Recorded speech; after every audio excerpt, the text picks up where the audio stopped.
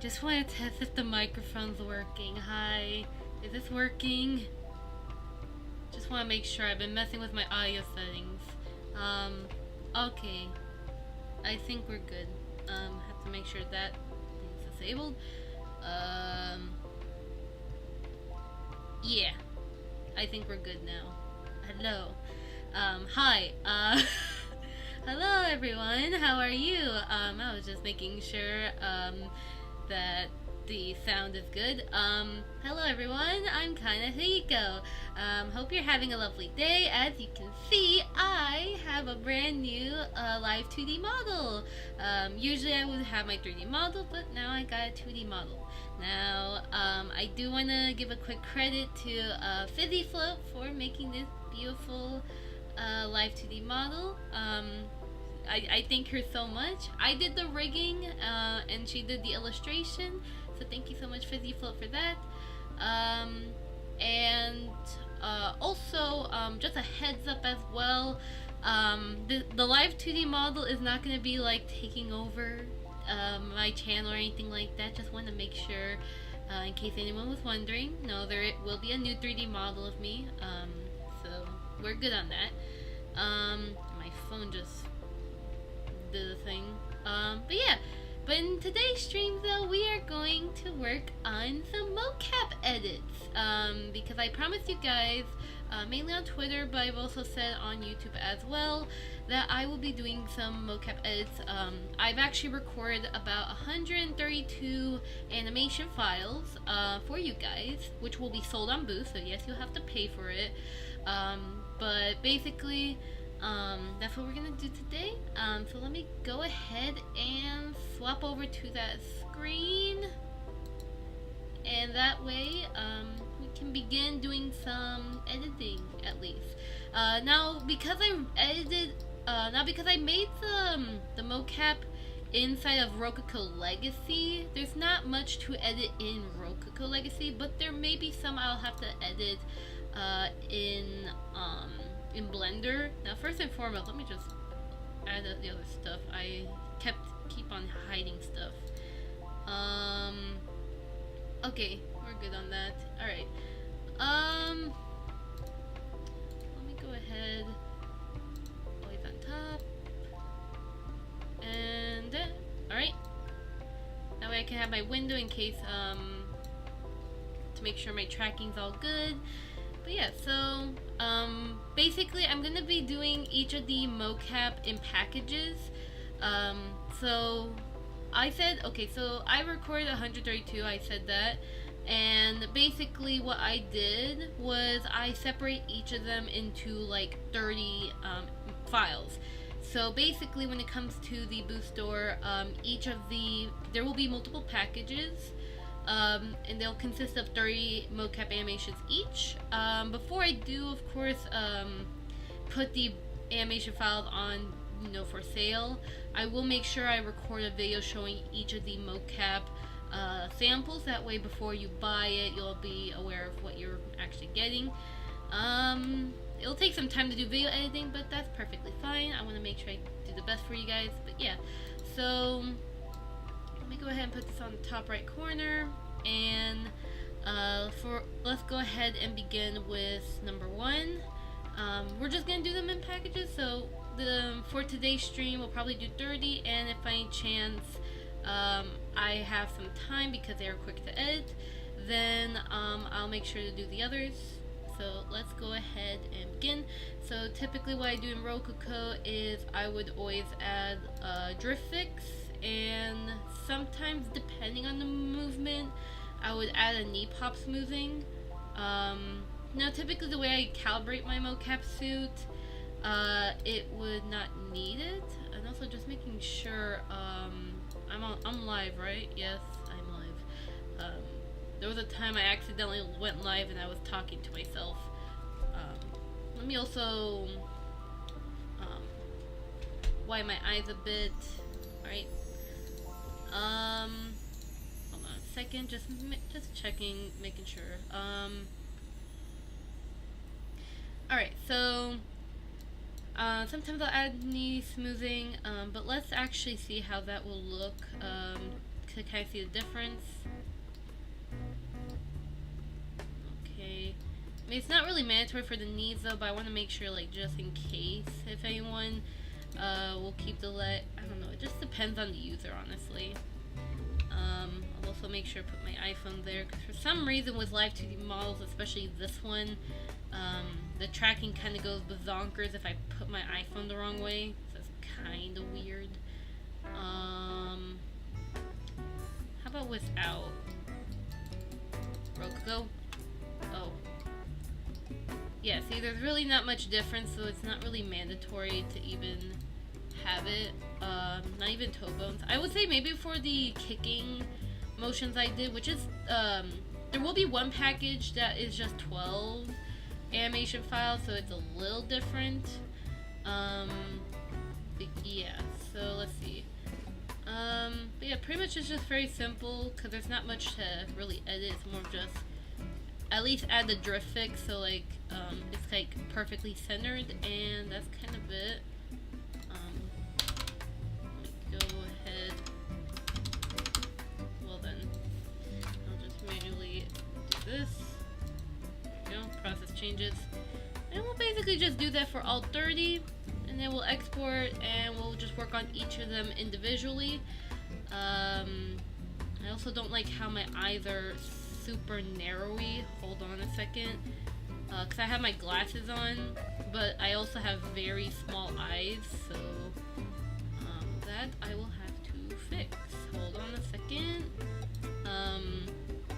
Let me just quickly change my settings on the eyes, and we're good to go. Okay, hold on. I open, set that to 2. Oh god. I mean 1.8. Nope, that's even worse. Okay, that's better. Let me just add it to the other, and we're good.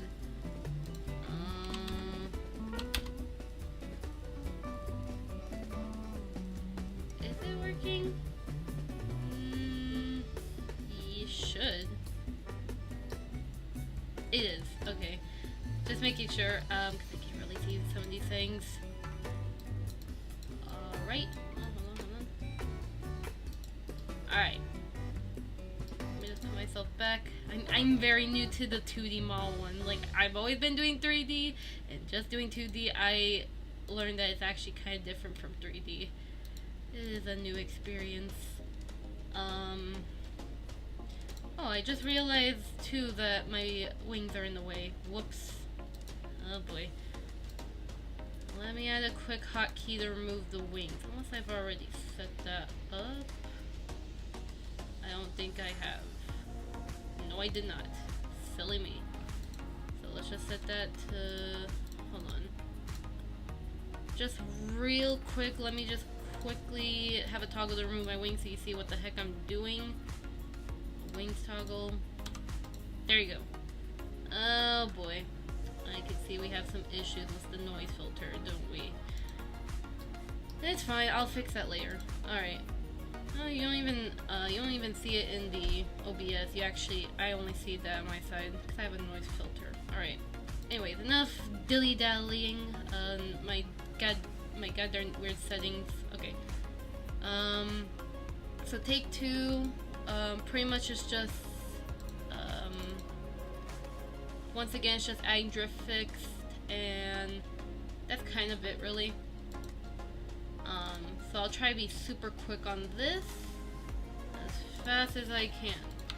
Now, if it was Rokoko Beta, and I have, what is up with my eyes on my model? Do you not really like the glasses? I'm sorry to hear that, model. Whoops. Hold on a second. Let me move the iPhone a little more so it can actually see my eyes. Oh. Alright. So, let's see here. So, 0, 0, 0. Process changes. Hold on a second. There you go. So, take 3. And pretty much for this package, it's just waving. Pretty much, I pre-recorded this like a couple. I did this like 2 weeks ago, didn't I? Yeah, I did. It was 2 weeks ago. Let me. Okay, so let's just continue with this. This is going to be kind of boring, but this is a part of the process. And then the fun stuff are gonna be at Blender. Although pretty much for the most part, whoops, hold on. For the most part, these mocap takes were actually quite clean though. It's just maybe like checking, mainly just to make sure that they're good. I know for a fact there were some issues with the spinning mocaps that I did. That one I think had issues a little bit. Yeah, I don't like how Rokoko does their knees. Not a fan, but it's also kind of hard to tell because of this model. I really don't like the knees. No, I don't like knees. Alright. Process changes. And just keep going. A very shy wave. Oh, I should actually be naming these, shouldn't I? I'm stupid. Hold on. I haven't even realized I was supposed to give them names so I know which is which. Alright, so hold on. So that was, oh my god, I can't count. Hold on. 1, 2, 3, 4. That's number 5. Okay, so DriftFix. Add the thing.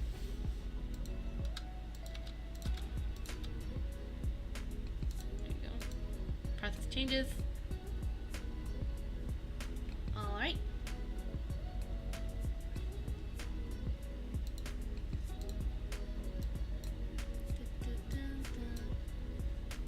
So I have to look over the iPhone because the iPhone's in the way of my work. Okay, so that one's called Shy Wave. What was the first one? I think the first one was Wave Right. Whoops. Oopsies. So Wave Right 1. Alright. Wave Left 01. Wave left 1. Now let's check 3. I think 3 was double wave. So both hands wave 1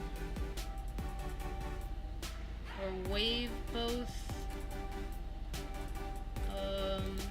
Yeah. Wave both. 1.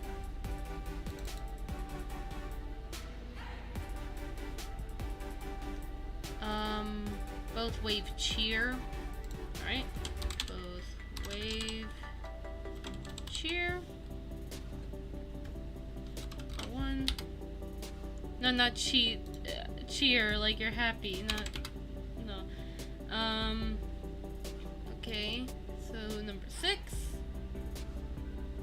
Shy wave. Oh no, so that one is shy wave right. This one is shy wave left instead.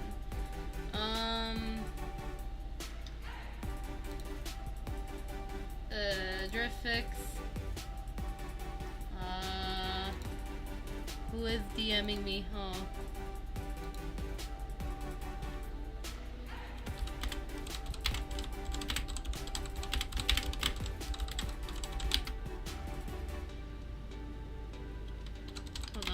Second.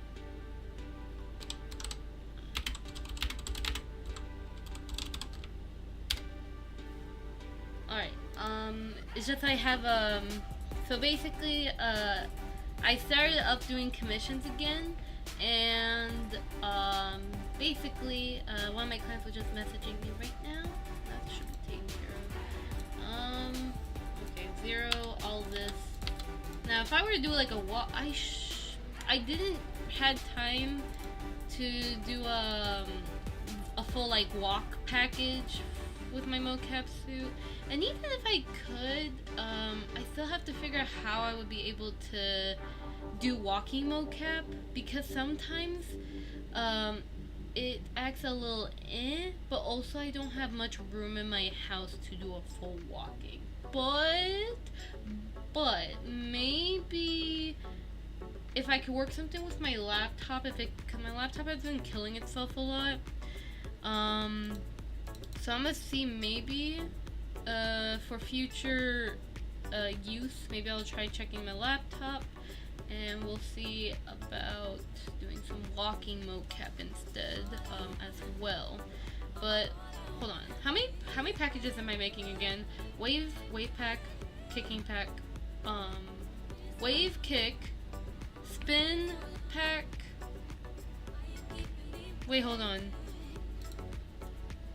Finger mocap, which is the poses, kicking, spin, idle, and so 1, 2, 3, 4, 5. Okay, so I got 5 packages I'm gonna be giving you guys. The others, those are kind of like my stuff, or just some spare projects I have.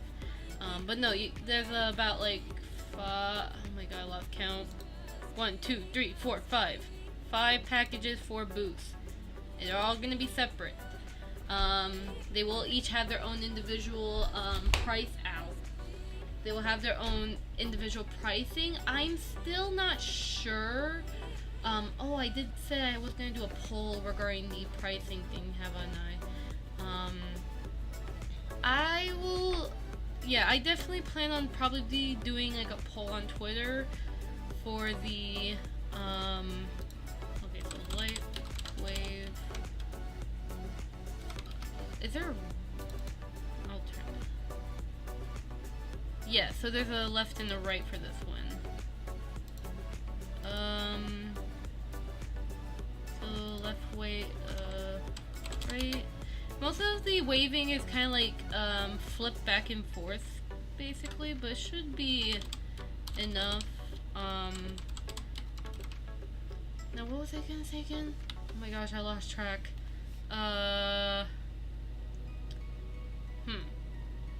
What was I gonna say?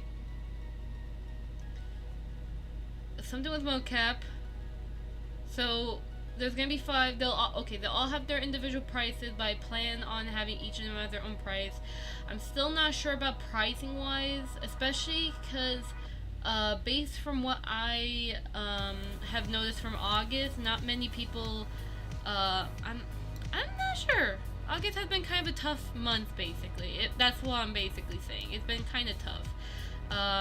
So I'm still unsure on pricing. I don't want to make, considering that, you know, there's going to be hobbyists or individuals that will be purchasing the mocap files,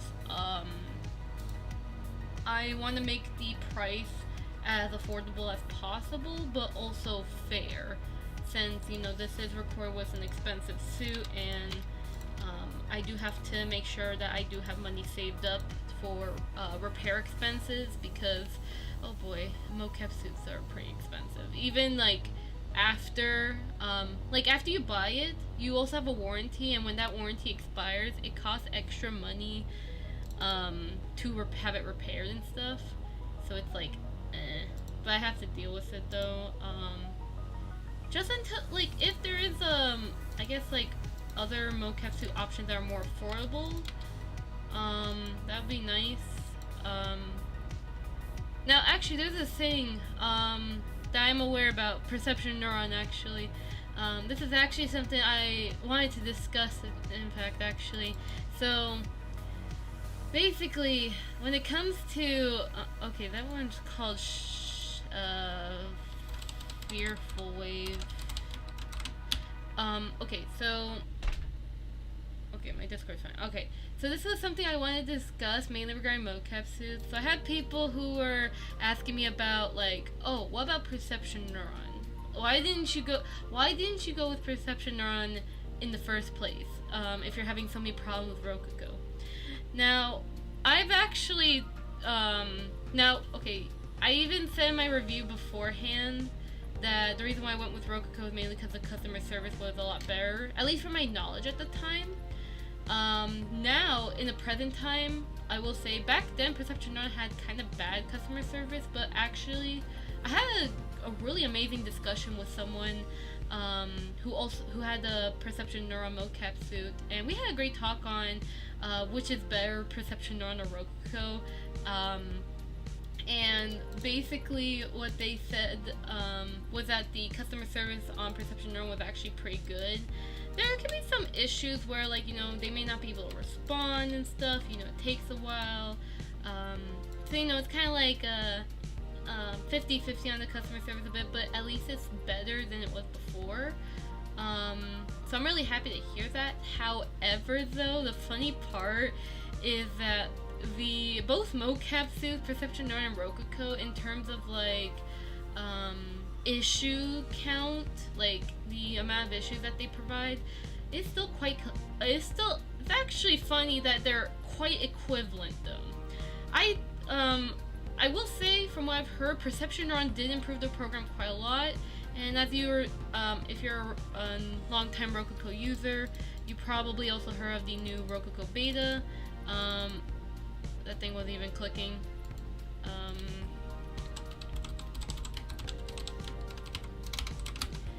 But basically, when I was talking to this other person regarding their suit, because I was asking them, because I was curious, I was like, this was actually at the time I talked with them right when my mocap suit ended up dying again.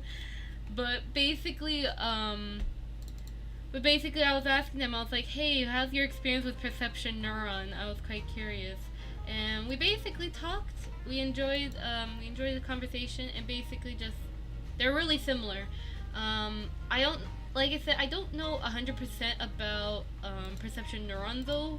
All I know from the conversation is mainly that, you know, there's metallic issues, you know, metal interference, because pretty much almost any electronic is actually sensitive to metal. In fact, even an iPhone's apparently sensitive to metal. It's just we never even see it, which is funny. But even then, Perception Neuron, of course, has a lot of drift issues with the metal, and same with Rokoko, of course.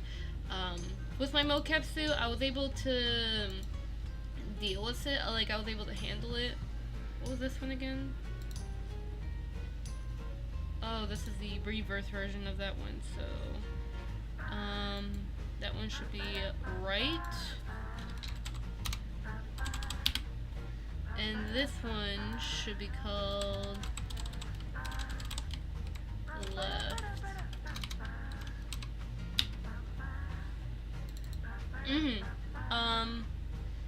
But even then, like, pretty much, at least one benefit that, from what I've heard about Rokoko, is definitely the power bank. Because the thing is that Rokoko mocap suits don't need to be, like, charged like an iPhone, basically. All you have to do is have a power bank that, you know, like an Anchor power bank that is charged, which I probably should have told them about the power bank thing. But even then, with Rokoko, just charge your power bank, and it should be able to, run. Basically, the sensors will last for a long time depending on the battery you buy. As for Perception Neuron, from what I heard, is that basically their sensors, you have to take them off every time. So every time you use a suit, you have to put on the sensors, and then when you're done with it, you have to take off every sensor on the suit and charge them, which is kind of an inconvenience. And I've also noticed, I've talked with a couple of VTubers, because a lot of VTubers have asked me about how is the Rokoko mocap suit and stuff. Like I said, I don't really recommend the Rokoko mocap suit to everybody, because there are still some issues with the mocap suits. In fact, not just Rokoko, but it's like mocap suits in general. But then again, I have seen like mocap suits similar to XNs or OptiTrek, the more high-end ones, those definitely really do last really good. This one, the wave left. Oh no, that's the bowing.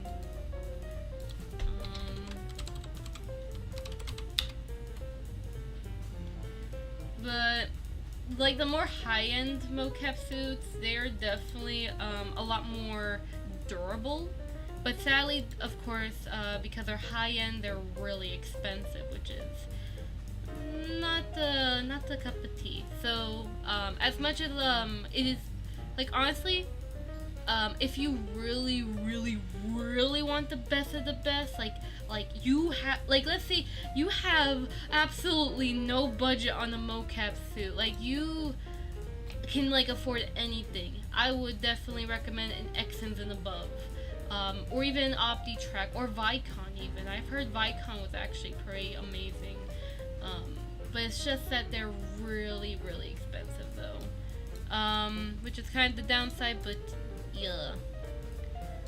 But even then, at least with the affordable mocap suits like Perception on Rokoko, the more affordable ones and the more accessible ones,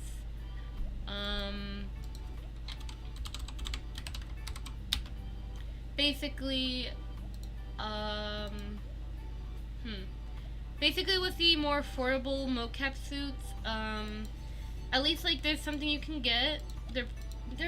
I know they're expensive, but they're not like extremely expensive like a $20,000 XNs. And even though XNs have announced that they're $3,000 on one of their suits, it's still gonna cost you probably about $10,000 because you also gotta consider the subscription, some extra fees on the side, and also even hand tracking as well, because I heard the gloves were like $4,000.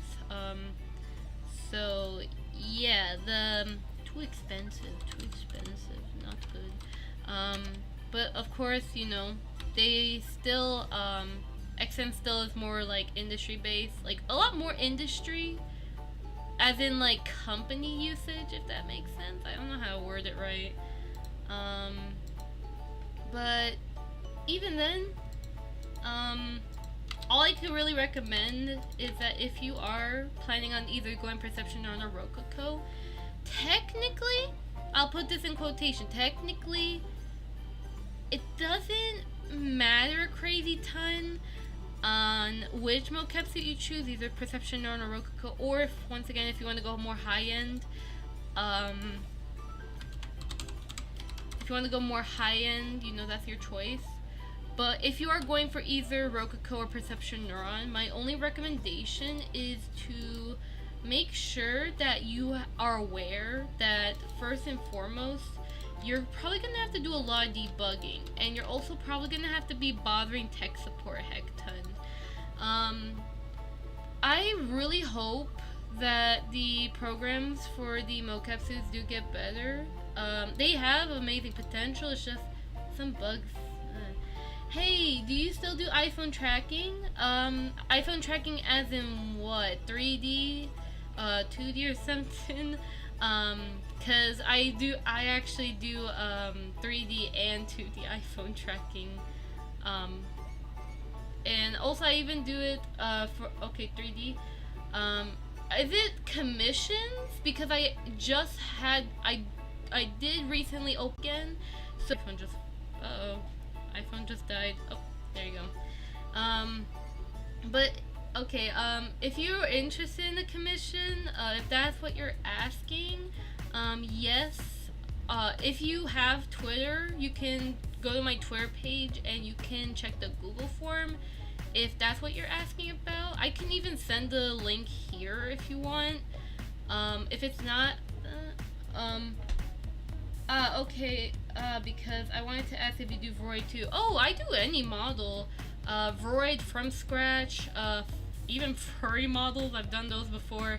Basically any type of model I can actually put iPhone blend shapes on, pretty much.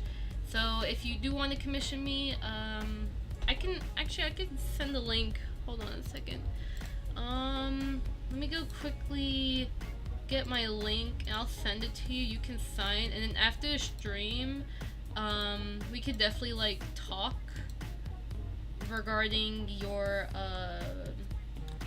case, like, you know, seeing the model, talking about pricing and all that stuff, you know. But yeah, just for now, at least like sign the form, and once I finish doing this stream, I'll definitely DM you about any commissions. So yeah, I'm just trying to quickly look around my phone and stuff. Okie dokie. Anyway, so where was I on Rokoko? Oh yeah, I was basically saying, when it comes to the mocap suits, oh boy, they have potential. It's just a matter of,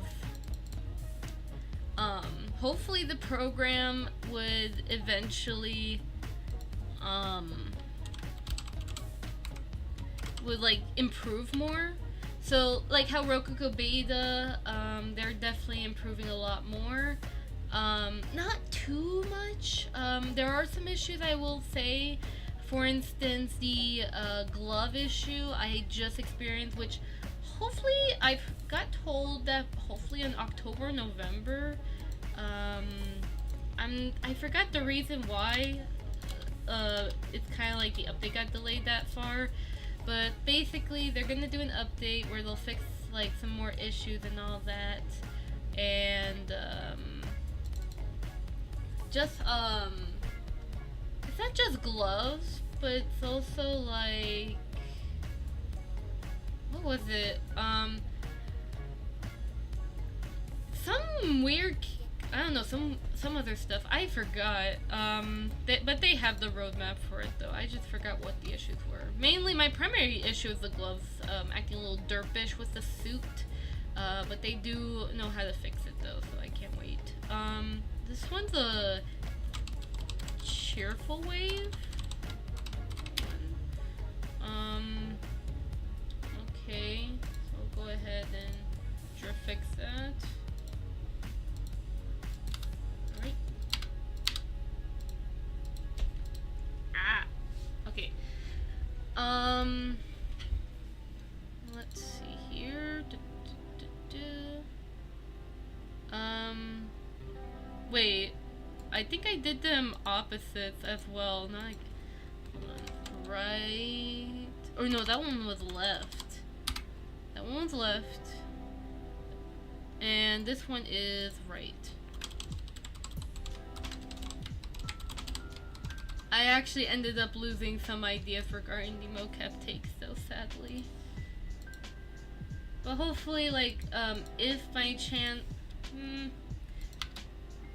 I did plan on I might probably do a mocap take for memes or dances, maybe. Like, I can make a package for that, maybe. If anyone's interested. I'm not too sure. Hi, thank you for your ARKit blend shape tutorial. It was really helpful. Can you recommend a VTuber style model? Not just ARKit template model that wait, hold on. Can you recommend a VTuber style that is not just ARKit template model that has the ARKit blend shapes used as reference? Are you saying you want like an anime character with iPhone blend shapes? Cause the thing is, okay, it's a little tricky to explain. Basically when it comes to references, I don't know, it just really depends on the style you want. So when I made the tutorial, I use a Vroid model as kind of like to give you because I know most people use Vroid models.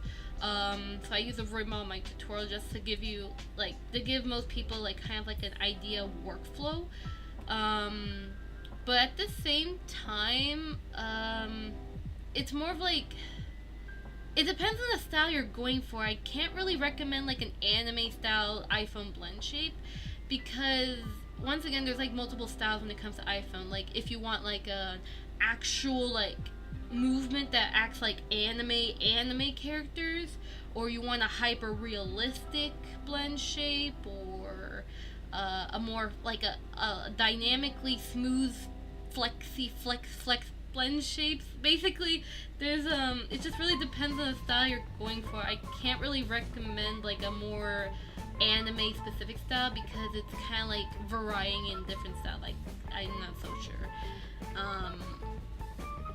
And also, there's also a reason why I actually never gave the reference I didn't give out the Roy model with the blend shapes.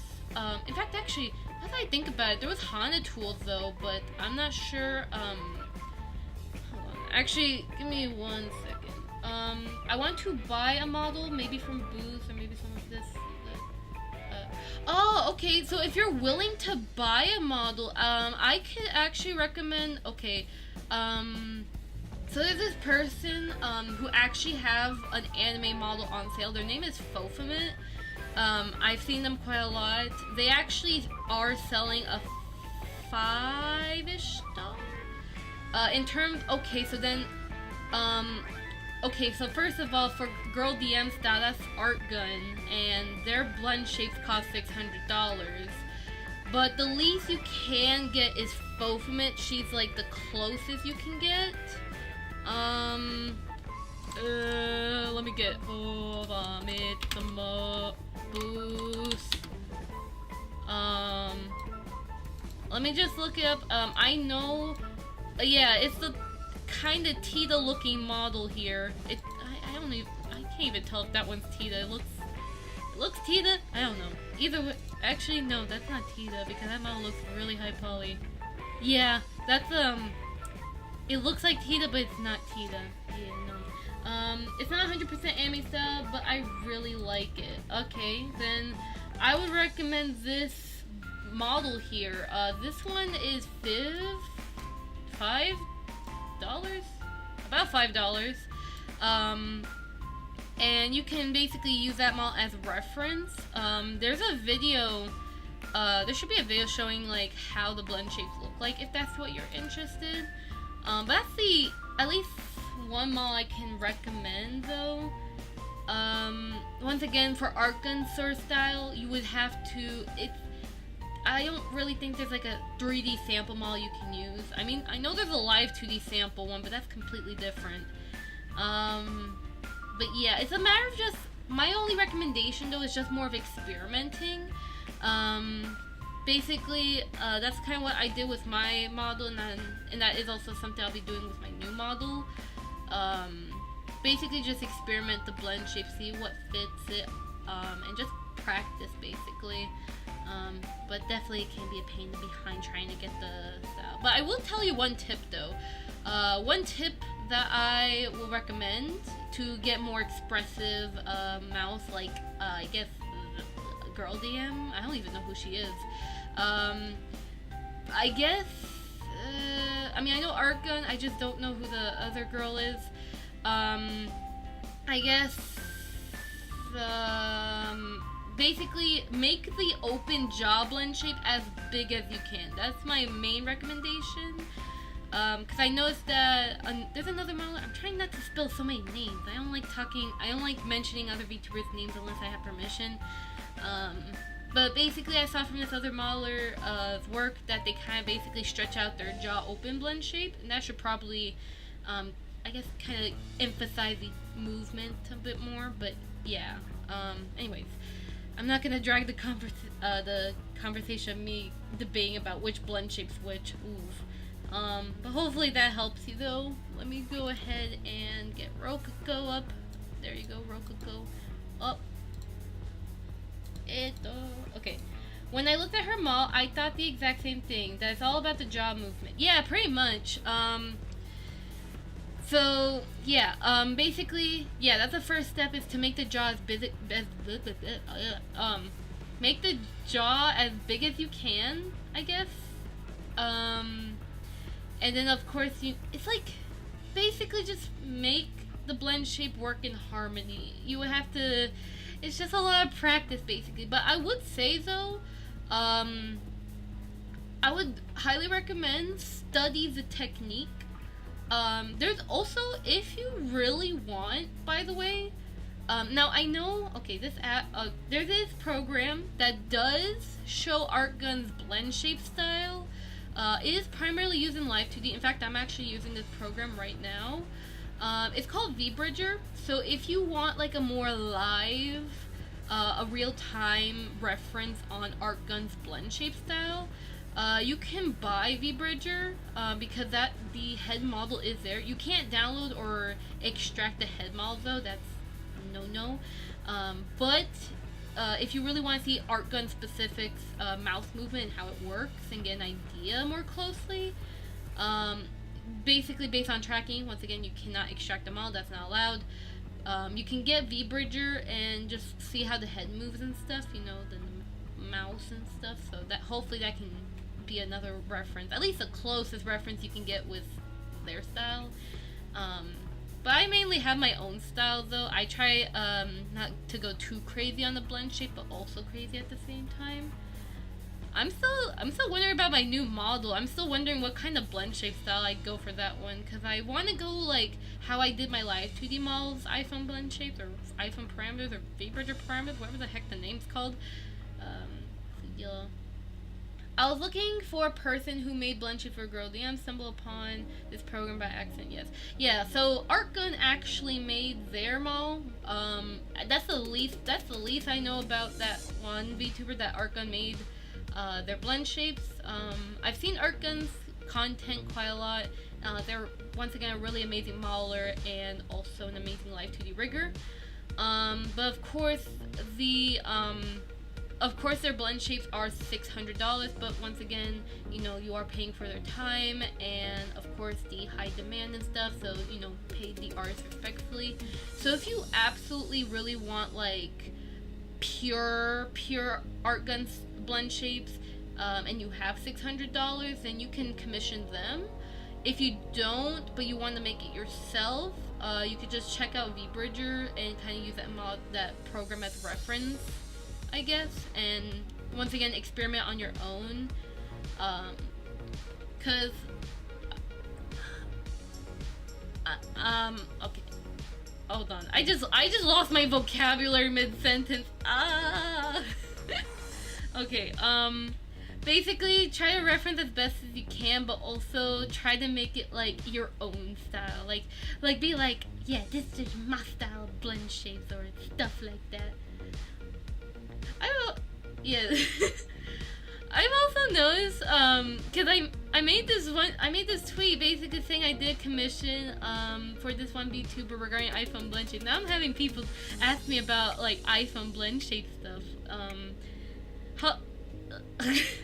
I appreciate that some peepers, cause like on the tweet, I know some people said they like my blend shape style, so really appreciate on that. I'm also glad the tutorial actually helped as well.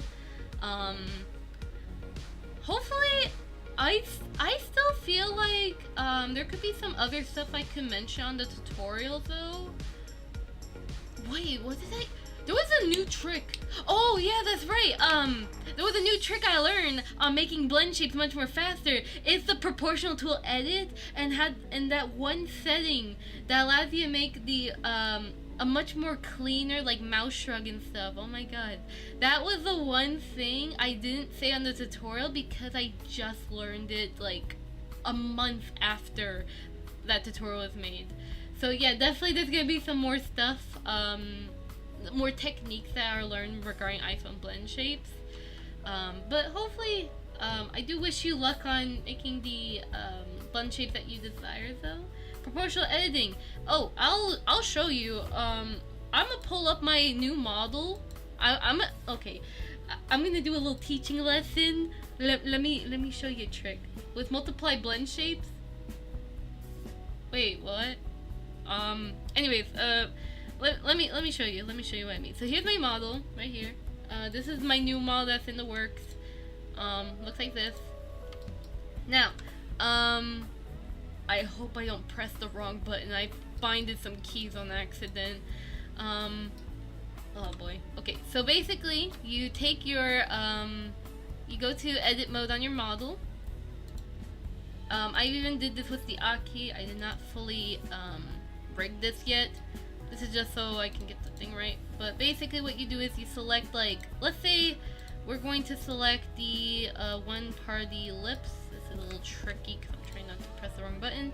You go onto the top right here for proportional edit, and up here, and basically you click on connected only. This is the option here, and that way you have to use a scroll here. That way when you're doing like the mouse shrugs, it can make it a lot more easier and cleaner.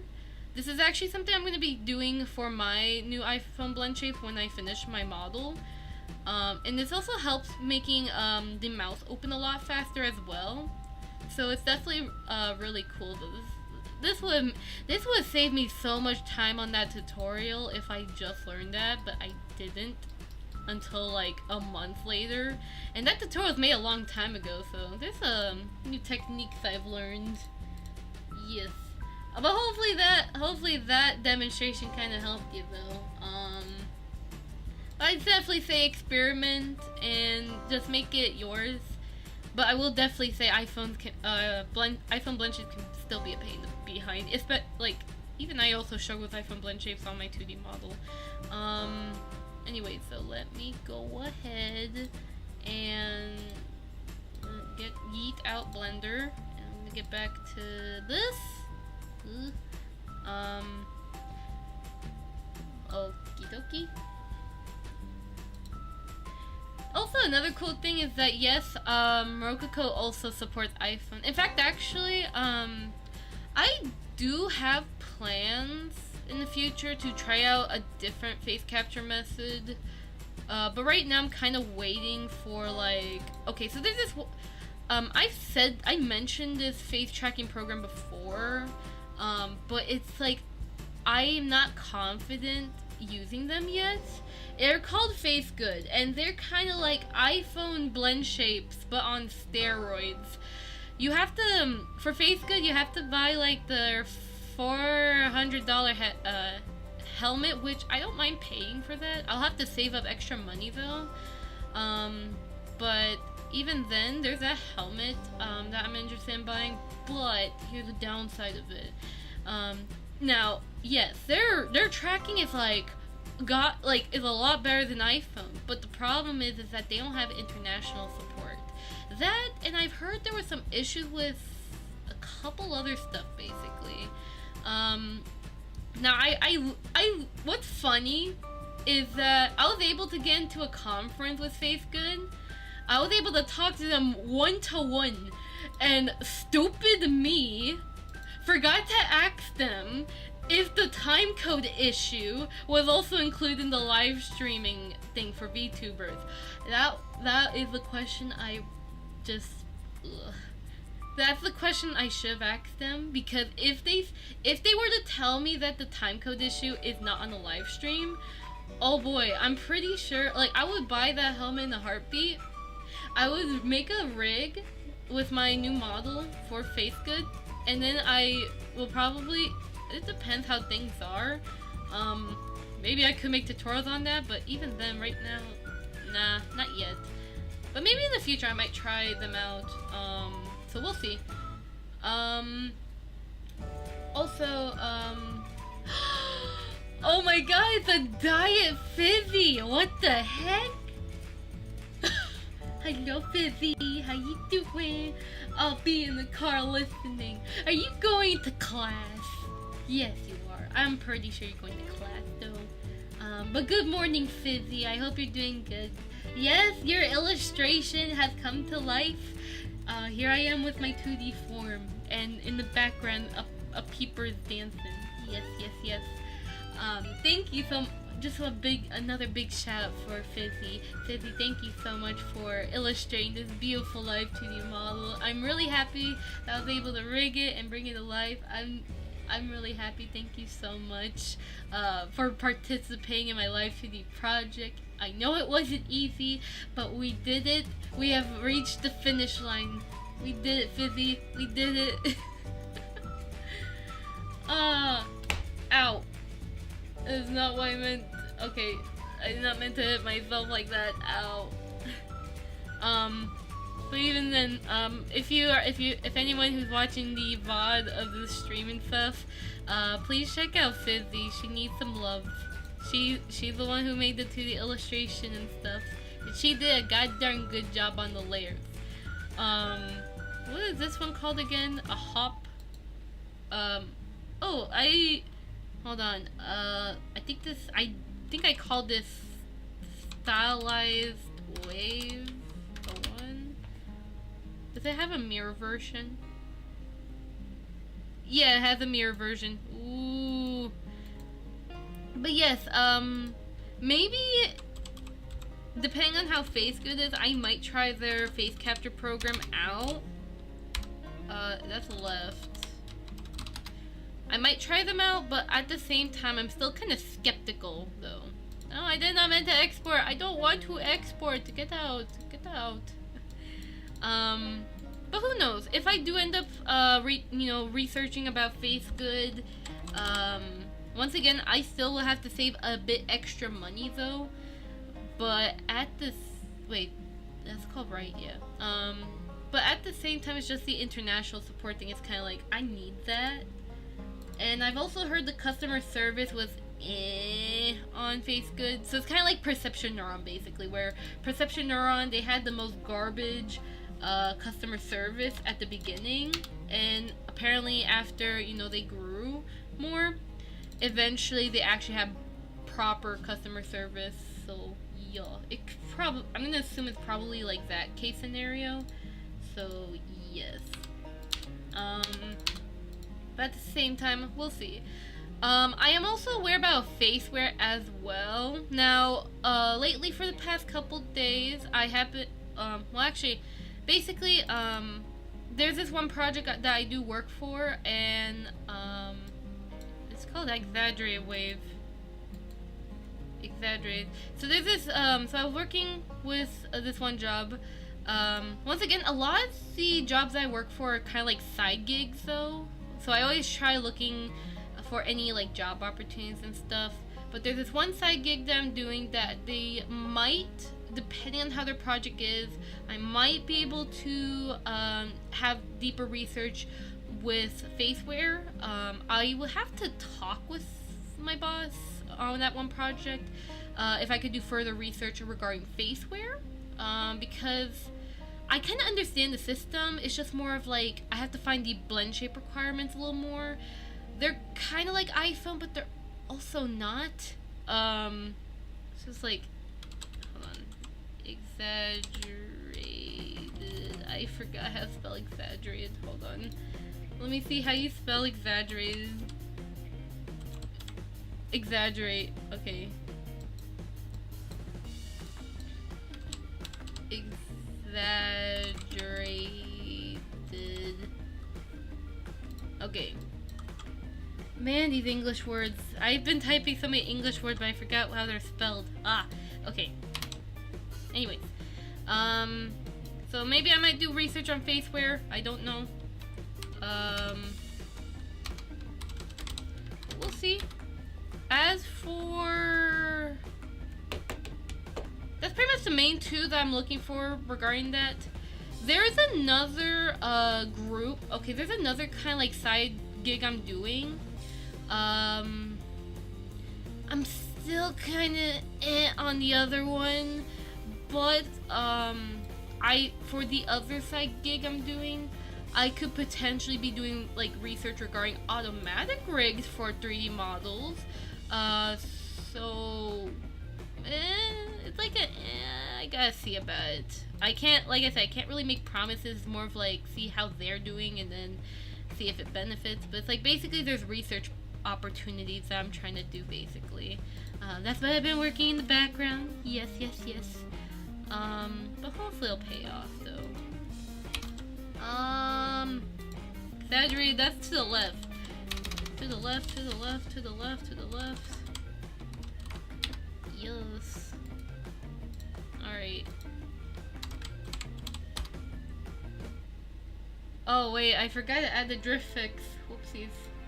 I'm forgetting it. But at least we're almost done with this. And then we'll jump right into Blender and kind of just examine each. Well, actually, we can examine each of them, so instead of like kind of wasting some time, because once again, I gotta go through 100 of these files. We can just see. All right. As for also, no, I'm not just doing like research on face capture though, but I am also trying to see about bi capture. Like I said before, I would like I love Rokoko. Don't get me wrong, I love Rokoko, but it would be really nice if there could be potentially a more durable suit that don't die. And I've been looking and trying to research on a mocap suit that's kind of more reliable regarding life. I mean, Rokoko's affordable, Rokoko's still really nice.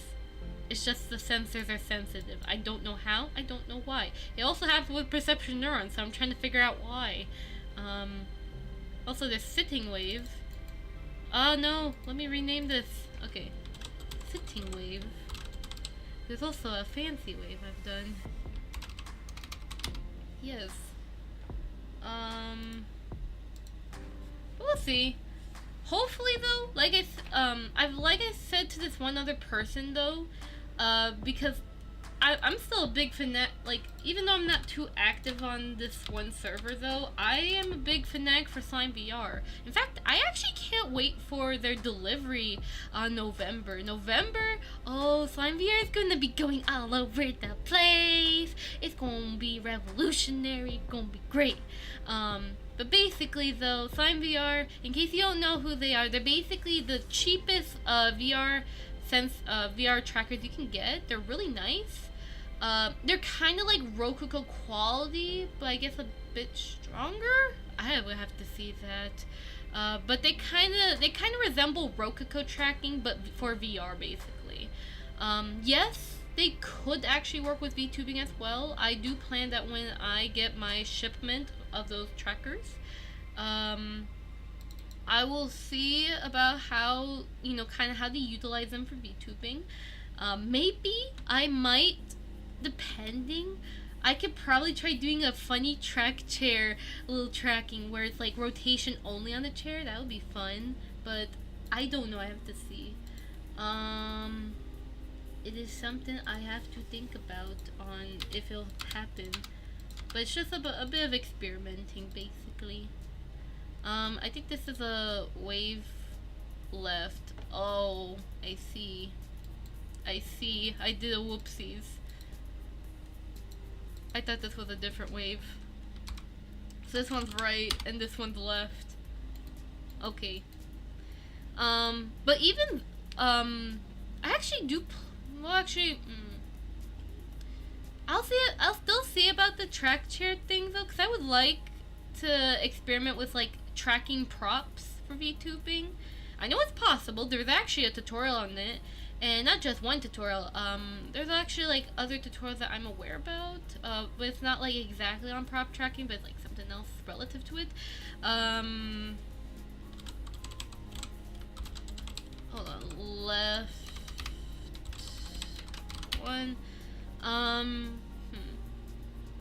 But yeah, I would just have to see how that would end up though. But we'll see eventually. I also am aware about this other tracker. I know a lot of people have been DMing me about this other one tracker like a long time ago. What's their name? It starts with an H. It reminds me of the name VR tracker. Haritora, that's the tracker name. Haritora X. That's the one that is Slime VR's competitor. That's what Slime VR is fighting against. And I know for a fact a lot of people have been kind of being like, they were telling me like, oh, Haritora X looks so much better than Slime VR. Well, I actually can't, first of all, I can't really make that decision. I think Haritora, are they a wireless VR headset? I have not really remembered exactly what they do. But even then though, they're both still good options. I'm not saying one's bad and the other one's better or something. It's more of like, it just depends on your preference, basically. Like, they're still both cheap. That's the best part. They're both cheap. It's just a matter of like, what do you think it's better? Because one tracker is open source, the other one is not. And I know a lot of people love open source stuff. So that is definitely a one plus for SlimeVR, but it's like, it just depends. Also, hello, Oliver. How are you doing? I hope you're doing good. Welcome to the stream. But yeah, yeah, so much about Mocap though. Mocap is just all over. I also not just like body mocap, it's also face mocap. Like there's just so much with it. Like when you for me, I research mocap because I would love, if I could, I would love to do it as like a full-time job. Now right now I'm kinda like doing VTubing as like my job though, but basically like for VTubing, I don't always get paid to be a VTuber though. I do this for free. So it's like, you know, potential like full-time job, you know? Like, yeah, I get paid, I have a salary and stuff. I would love if I could be like a mocap actor. That would be really nice. Or a mocap technician even. Cause oh boy, I could literally talk about mocap for hours. But at the same time, I still gotta like learn different systems, so yeah.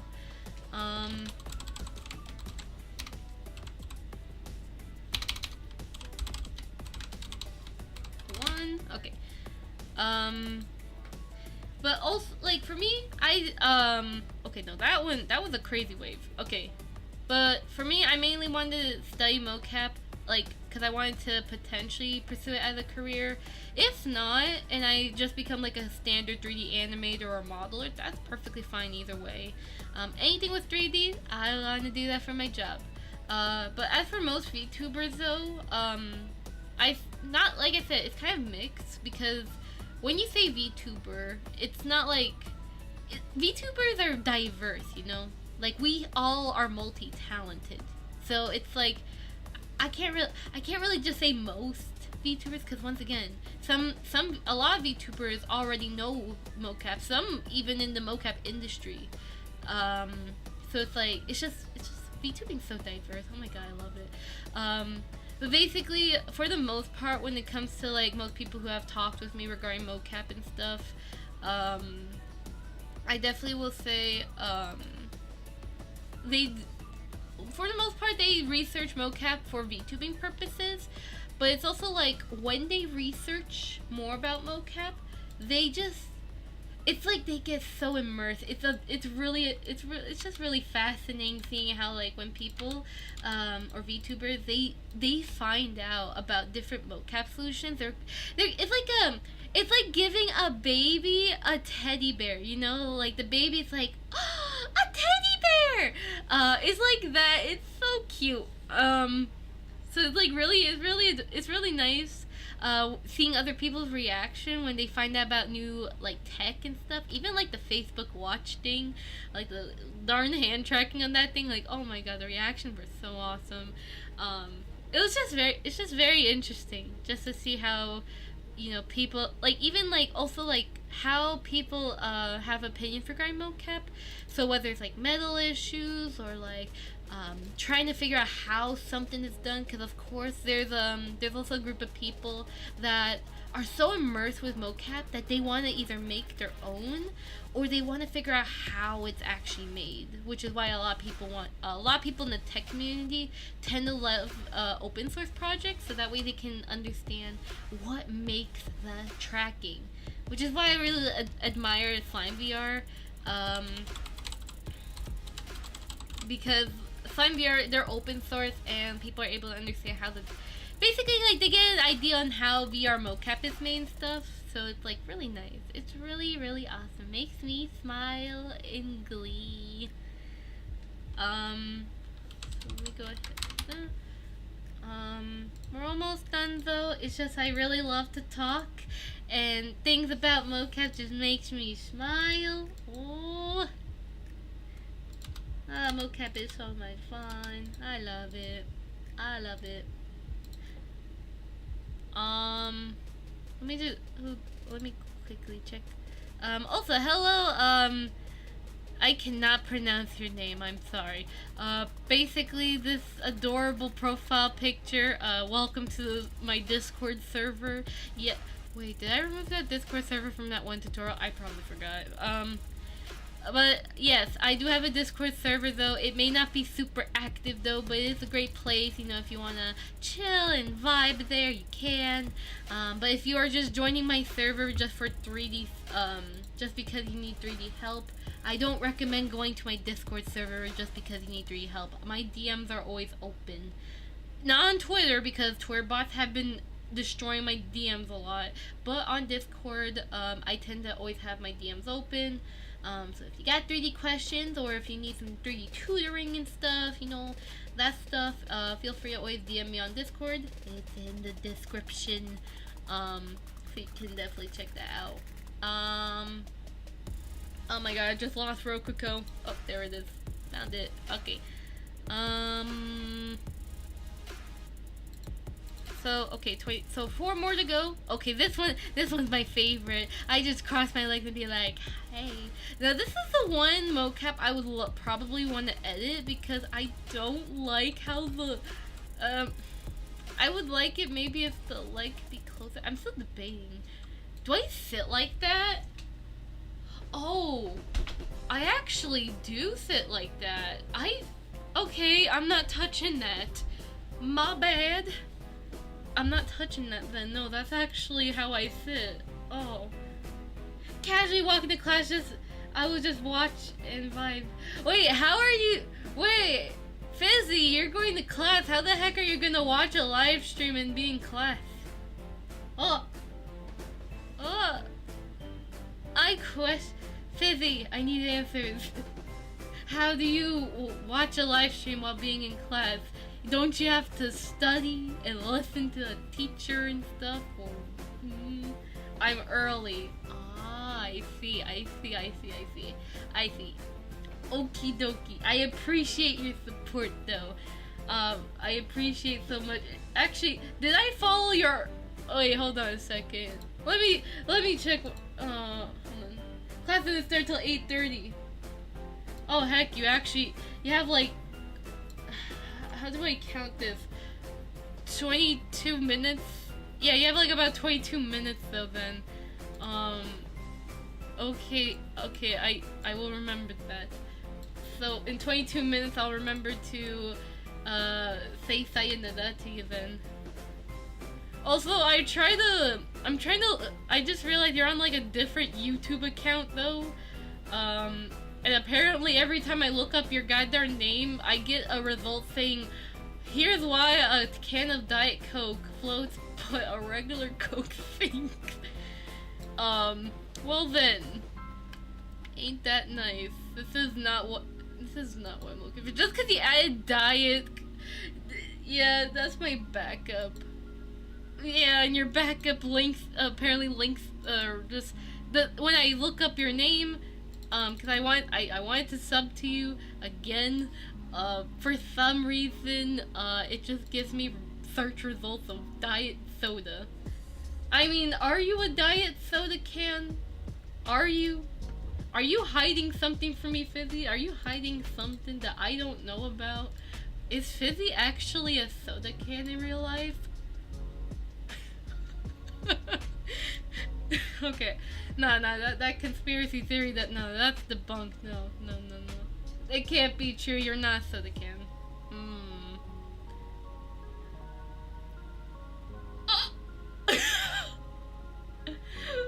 Who knows? Maybe there's 2 of me. I'm traumatized just by hearing that. I'm kidding. Okay. So, I will make sure to keep a note that Fizzy could potentially be a Diet Coke in real life. Got ya. But wait a second, how do Diet Cokes, actually freaking text on an iPhone? Unless you don't have an iPhone. Well then, who knows? Who knows? Maybe Fizzy has an iPhone. Wait, what am I saying? No, Fizzy, you do have an iPhone. You have iPhone tracking on your 3D model. You, of course, you have a goddamn iPhone. Oh my god. Oh, my brain's hurting. Just because I'm trying to think of how a Diet Coke freaking texts right now. Ah. Anyways. This one's called cross-leg sitting. Sitting wave. This is a long goddamn name. Add the thing. Weep up, weep, weep, weep, weep. I will say though, on average, this, I should actually be done with the stage already, but I'm not. I talk too much. So if you're a Rokoko user who's seeing my workflow and you're cringing at this, I apologize. Oh my god, I misspelled sitting. Oh no. God darn it. Okay, we'll fix it later. What's this one called? Isn't this the one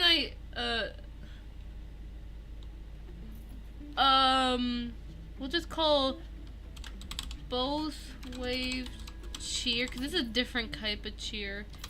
O2. Okay, I apparently misspelled sitting. I will fix it. I will fix it. Don't you freaking worry. Yes. Also, my favorite part about the Live2D model is how the halo freaking flops all over the place. Look at the goddamn thing flopping all over the place. Ooh. I still gotta figure out how to fix the setting more, but right now I'm going on a Live2D break. I'll still use the Live2D model. That's not what I mean by Live2D break. I mean I'm gonna take a break off of modifying my rig and stuff. But I'm still proud of my Live2D rig though. And also I can show you guys the full rig if you want. Actually, let me first finish this, and then I'll show it for a brief moment. Oh my god, iPhone, stop getting knocked over. Please don't be stupid, iPhone. You stupid. There you go. Okie dokie. I forgot to get water, haven't I? Oh no. Oh no. Where's the part I misspelled sitting? There you are. There you are. Don't ever misspell something. Okay, I think this one's just called just sitting. Sitting wave O2 or O1. Actually, I'm just gonna call this chill sitting. That's what I'll do. Chill sit wave O1. I do not categorize these. I don't really label these the best, do I? No, I do not. No, I do not. Wee. Whoop, whoop, whoop. Okay, now one more. Get the frick over here. Oh, and this one's the Bose hands. I've been jazzy. Bose exaggerated wave Bose 1. And we'll add the filter, and then we'll go ahead and at least review each of them. This might be the case. Well, actually, no. I still have to edit all of these because you got that beginning part where it has like this, you know, where I have to click the goddamn button. So no, I still have to clean that fricker thing out. I don't think anybody wants that, you know. So I still gotta do some cleanup, but it's not gonna be like perfect loop. I still have to learn a bit more about how to make a perfect loop mocap. I can make a perfect loop hand wave by hand, but mocap wise, not so much yet. There's a way of doing it in Unity though, apparently, like a more automatic way. For some reason, it's over. I don't know. Someone just don't know how. I don't know. There's this one tutorial that explains it, but it's like they overcomplicate it. I don't know. Or I get confused, or I get lost. I don't know. All right. Well, I mean, we're at least we got everything here. Let's go ahead and export everything. The entire scene.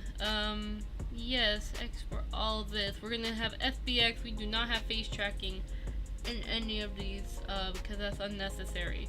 Unless needed, but even then, no, not for this pack. For the FPS, I will put it. I usually would put under 30 FPS, mainly for editing reasons.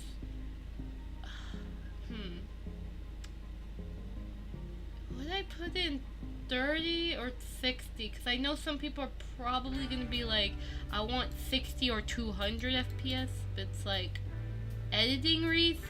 I'm gonna leave it at 30. I personally prefer editing it at 30, but you can always make the mocap 60.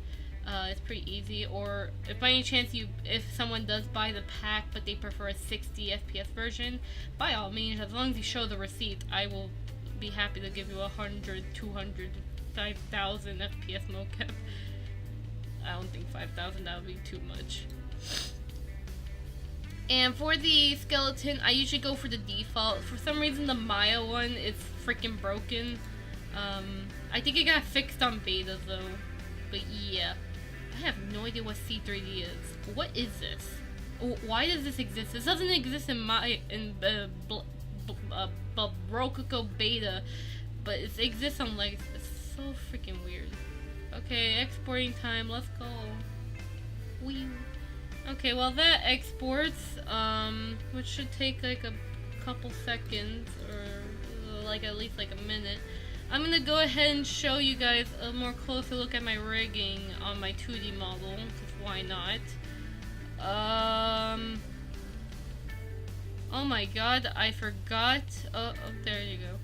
Yeah, but we will slowly transition to Blender though, but I would love to show you guys my 2D models. Let me go ahead and get my wings back. And yes, if you have seen my Twitter, you would probably have already seen this rig before. I have physics, which is actually pretty nice. And I can even do toggles. Whoa. And I do plan on doing that typical Live2D showcase. Yes, I say typical because pretty much everyone does it. But I will try to do like some sort of Live2D showcase of my model. And yes, Fizzy, if you're still watching this, because I know it's still not 8:30 for you yet. You're an hour behind me. You will be credited. In fact, actually, if you look in the description right now, you've already been credited for the illustration of this model. But yeah, I have a confused face. I got a joy face. Shooken. I'm still... the mask thing, I don't know, you guys can't see it, but I see the issue with me right now. I see some masking issues. It really irks me a lot. But I could only do so much with Live2D on the masking thing until I learn more about it. There was a tutorial that kind of explains the masking thing, but they didn't told me about the precautions on how the masking could kind of frick up some tiny details. I also have iPhone blend shapes, or VBridger parameters, which is also equivalent to Perfect Sync blend shapes, ARKit blend shapes, iPhone blend shapes, VTube Studio iPhone parameters. There's so many names for there's so many names for shape keys, blend shapes that are made with iPhone from Apple to give expressive tracking. There's so many freaking names. Can't we just have one name? Like we got VBridger parameter, VBridger blend shapes, iPhone blend shapes, ARKit blend shapes, iPhone shape keys, ARKit blend shapes, Meowface blend shapes. They're literally all the same thing. Just VBridger's 2D, Meowface is Android, and ARKit is just any iPhone. Like what? There's so many names. I cannot. I can't think. Even then, I mean, I don't mind the vocabulary. There's so much. Yeah, there's so many names. Too much. I can't comprehend. How are the, like, okay, it's probably because since these extra programs, oh heck, there's even iFacial mocap blend shapes. That's kind of a term which isn't really used that much though, but someone has told me that. But basically, like, there's just so many names. It's probably just because the programs exist, and some people, they would find out about just the program first. Like, you know, some people only use Meowface, right? And like I said, I have no problem with Meowface. In fact, Meowface is actually a pretty great program if you have no iPhone but prefer Android instead. But basically, there's some people who would have Meowface only, and then some people would even ask, hey Kana, do you know how to make Meowface blend shapes? And then when I link them my tutorial, they'll be like, that's not Meowface blend shapes. And I'm like, it is. It is. And I will tell you why. Because Meowface literally uses the iPhone blend shapes, or Apple's blend shapes. I'm gonna call it Apple's blend shapes at this rate. They use Apple's blend shapes to do the tracking. It's just, it's Android. That's the only difference. And it's still pretty good though. Like I said, it's pretty good, especially because Mocap for face tracking library is really awesome. I still feel like they could improve it a little more, but it just depends on what the developers at the GitHub repository can do, basically. But overall, also the best part about Live2D is that when you shake in your model like this, the goddamn physics flop. It's like, ah! That's the funny part, though. But at the same time, I still kind of like VC Face's UI. Like, even though VTuber has a fun UI and stuff, it's like VC Face has a more simpler UI. Let me get Blender open right now, because we're gonna be doing some mocap editing in Blender now. Yay! But definitely though, I will definitely tell you, VTube Studio, like I said, I love the program. I even bought the watermarkless version of VTube Studio, and like I said, I'm really shooken at how intense VTube Studio can be with the tracking.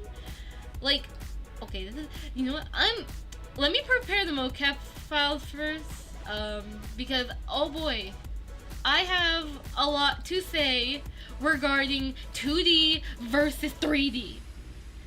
I have a lot to say, but I'm gonna try to hold myself for just one goddamn moment. I will hold myself for just one goddamn moment. I can't hold it, I'm sorry. Anyways. Actually, hold on. Where did my mocap files go? Rokoko, what the frick you... Wait, Rokoko, what the frick you do with my mocap files? What path are you putting them? What is this? Where is it? Oh, wait. Oh. I see where you put them. Okay. Let me just go ahead. So that was greeting. I'll do the others later. So I'll close Rokoko. Let me go to Documents. Smart Suit Pro. Greeting. Export. And I have a frick ton of files. Yes, that's what we're looking for. I'm going to make a folder. Hold on. I'm going to make a folder inside this folder. It says mocap cleanup. So that's where it's going to be. And we're going to do them one at a time. I hope I can count.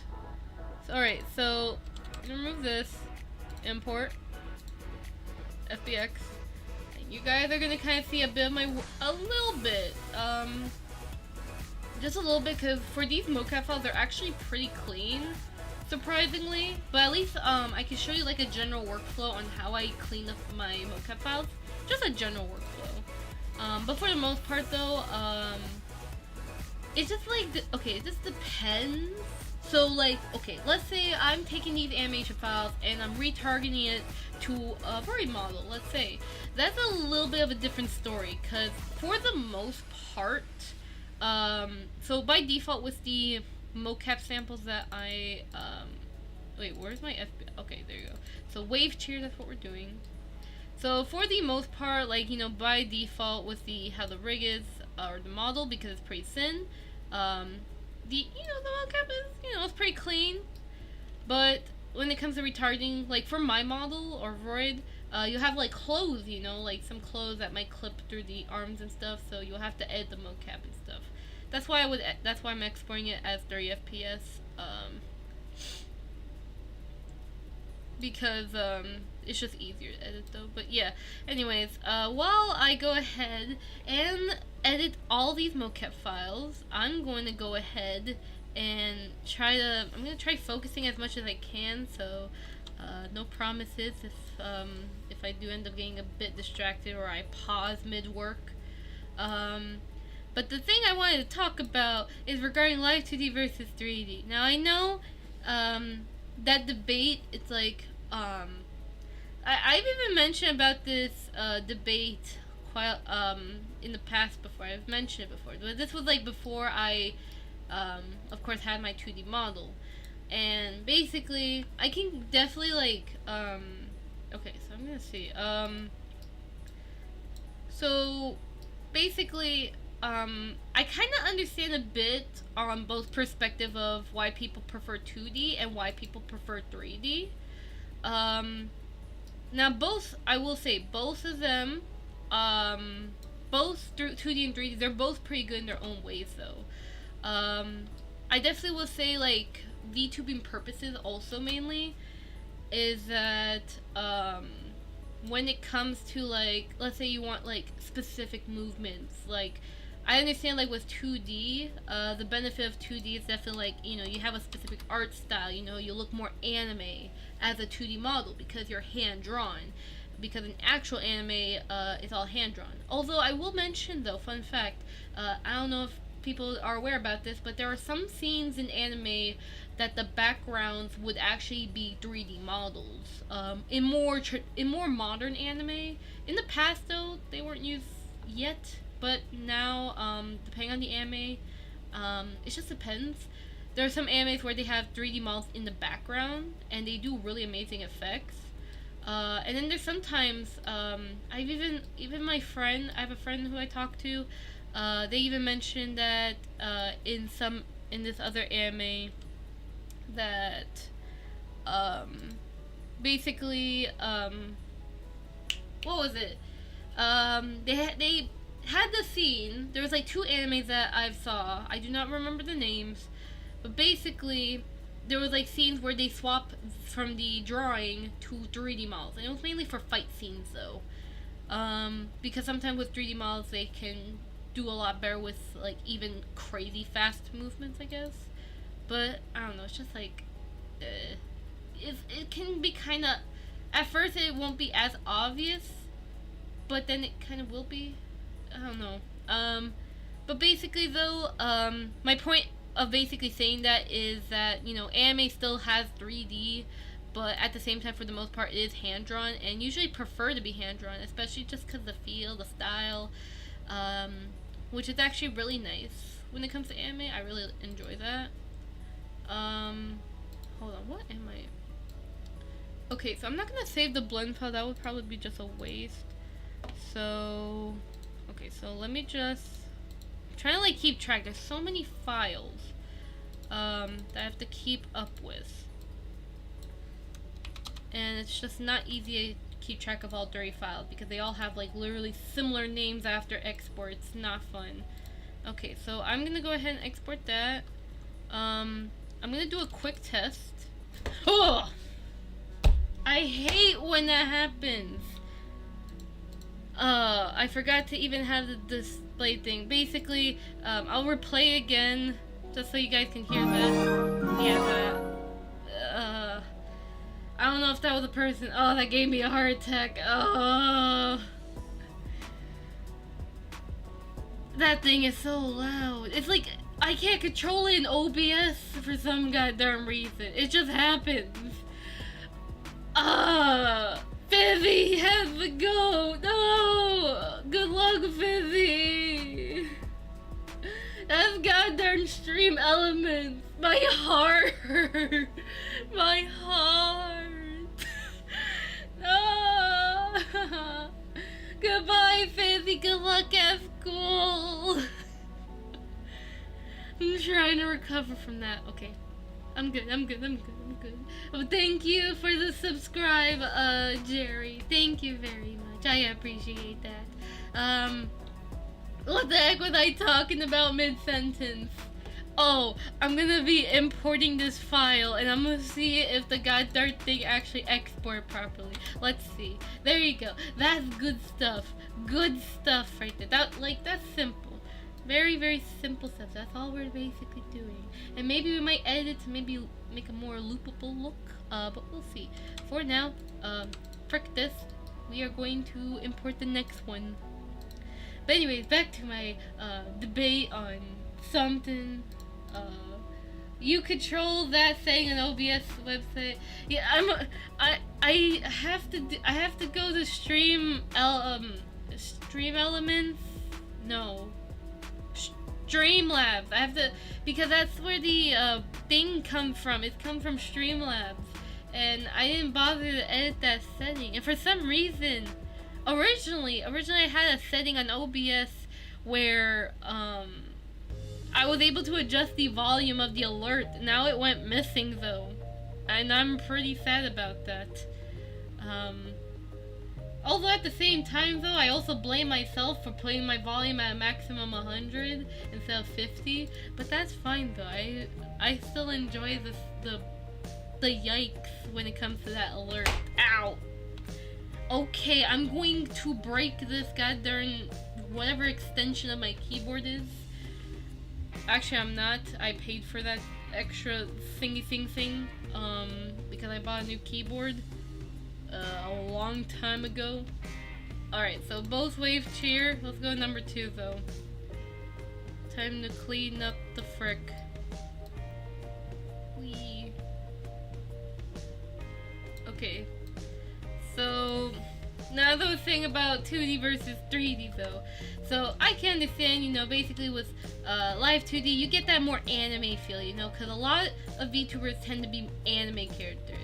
Now I'm not saying everyone's an anime character. We still got some animal VTubers. We got realistic human VTubers. We got a whole variety of VTubers. There's so many, like, basically anything that exists on the internet before public VTubing, and I say public VTubing for a reason because technically VTubing has kind of existed since Mocap existed. It's just that it wasn't as accessible till now because thanks to our developers who have worked on OpenCV and ARKit, having the documents and all of that, thanks to those peepers, VTubing is a lot more accessible. So I'll thank all the devs for working together and stuff. Very good. Yes, yes, yes. Okay, that's actually really good. I like that. I like that. Let's export both wave cheer.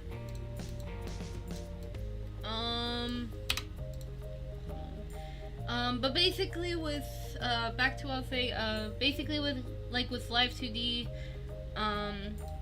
you know, you look anime, but it's also like you look more hand-drawn, and also the an amazing benefit that I personally like about Live2D is the fact that you control every single ounce of the movement.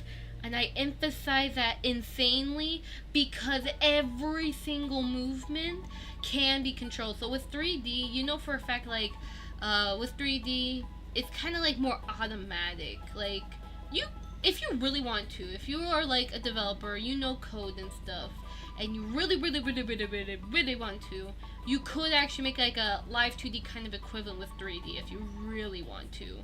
But at the same time, that would just be a lot, very tedious, very complicated. It's just like, may not work with every model. It's just, with 3D, it's just like, it's a different system. That's the thing. 3D is just really giant. With Live2D, like, I know, you know, you got Adobe Animate that does what Live2D kind of does, or Adobe Character Creation or something, or Toon Boom Harmony. I'm not sure about Mocap wise, but they still have a similar system. But basically, when it comes to like the 2D, just Live2D overall, you control every single movement, and that's actually really awesome. And because I know a lot of times, you know how people say, some VTubers would tell me that, oh, I want my model to do a specific movement where, like, you know, every single time, like, I don't know, basically the arm physics, for example. Like, you know, for me, I don't have arm physics though. I did not add that on my character because of the form or hierarchy is it's a mess on my model, basically. But basically, you know, the arm physics, and also how I was able to move my character. Like, every time I go down, I have my arms up. On 3D, I can't really do that. It would be a little too crazy. Basically, 2D allows a more custom movement, basically, and it's basically what makes them all more it makes them all either expressive or distinct, basically, if that makes sense. So that's something I really like on 2D side. However, the thing with 2D, of course, is that there is no standard rig. I mean, there kind of is one. When I was doing the rigging, so there still kind of is like a sort of like standard, like, you know, from what I've noticed with Live2D, there is the parameters. With VTube Studio, the way that they have it all set up, there is like a, if you want to have the hand rigging or the body movement, you know, they have specific parameters for that. So there is technically still a standard. However, it's a very flexible standard, which I like. Now with 3D, on the other hand, what I like about 3D is, of course, just more on, like, first and foremost, you have all the angles. 2D is a lot more harder to achieve, unless Live2D L-Click comes back to life, then that's a different story. But basically, with 3D, the benefit about 3D is that you have all angles, basically the entire thing. Another thing as well is that when it comes, now here's the thing that I also hear a lot is, some people would say 3D is more accessible because of Void. Well, technically I can't really say 3D is more accessible, because both Live2D and 3D are both equally accessible by anybody.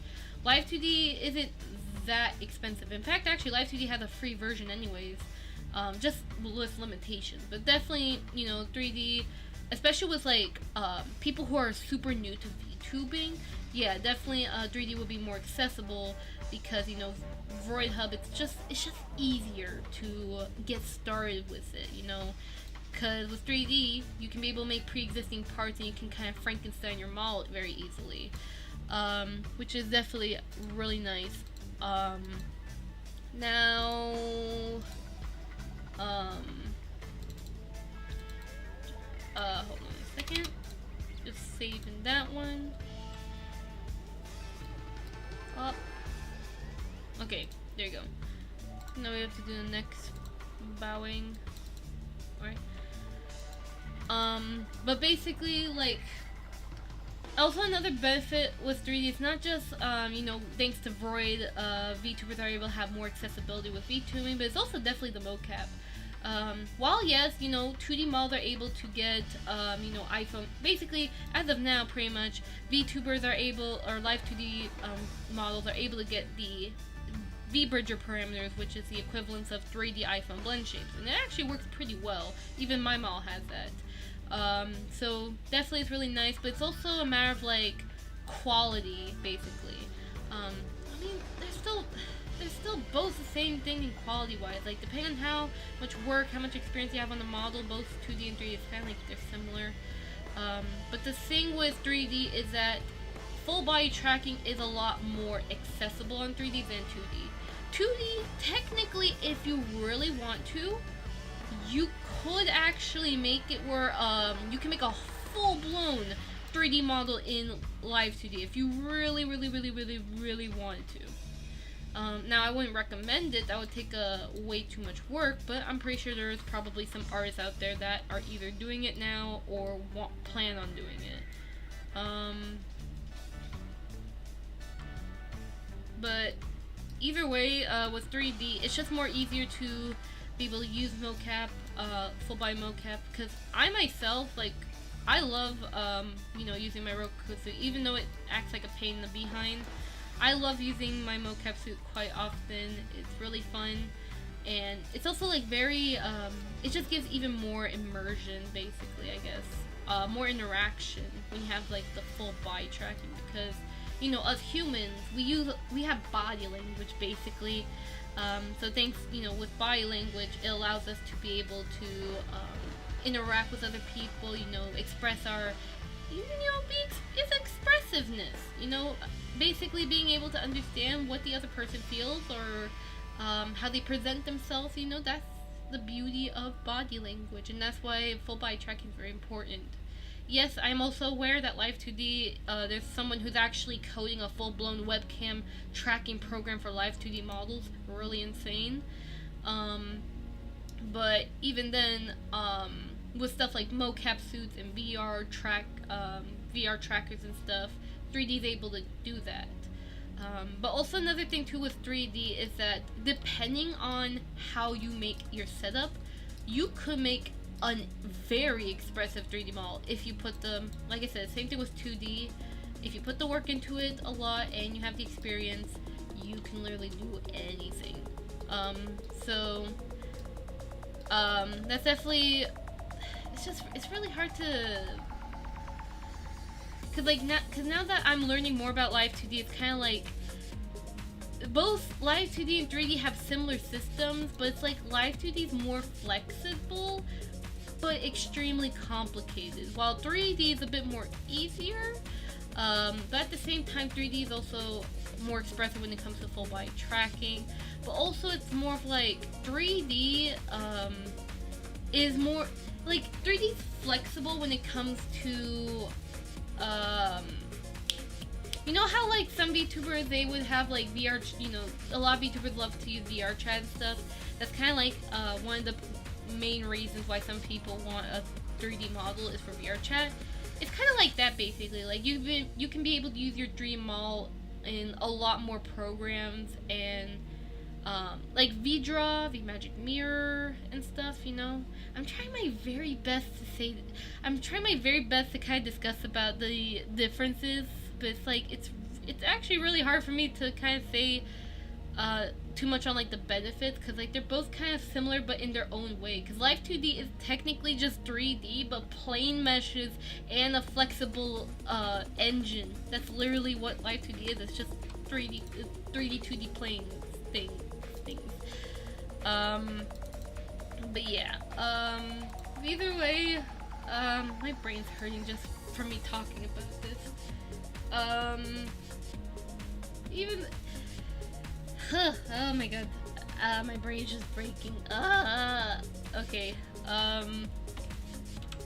Just overall, they're both good.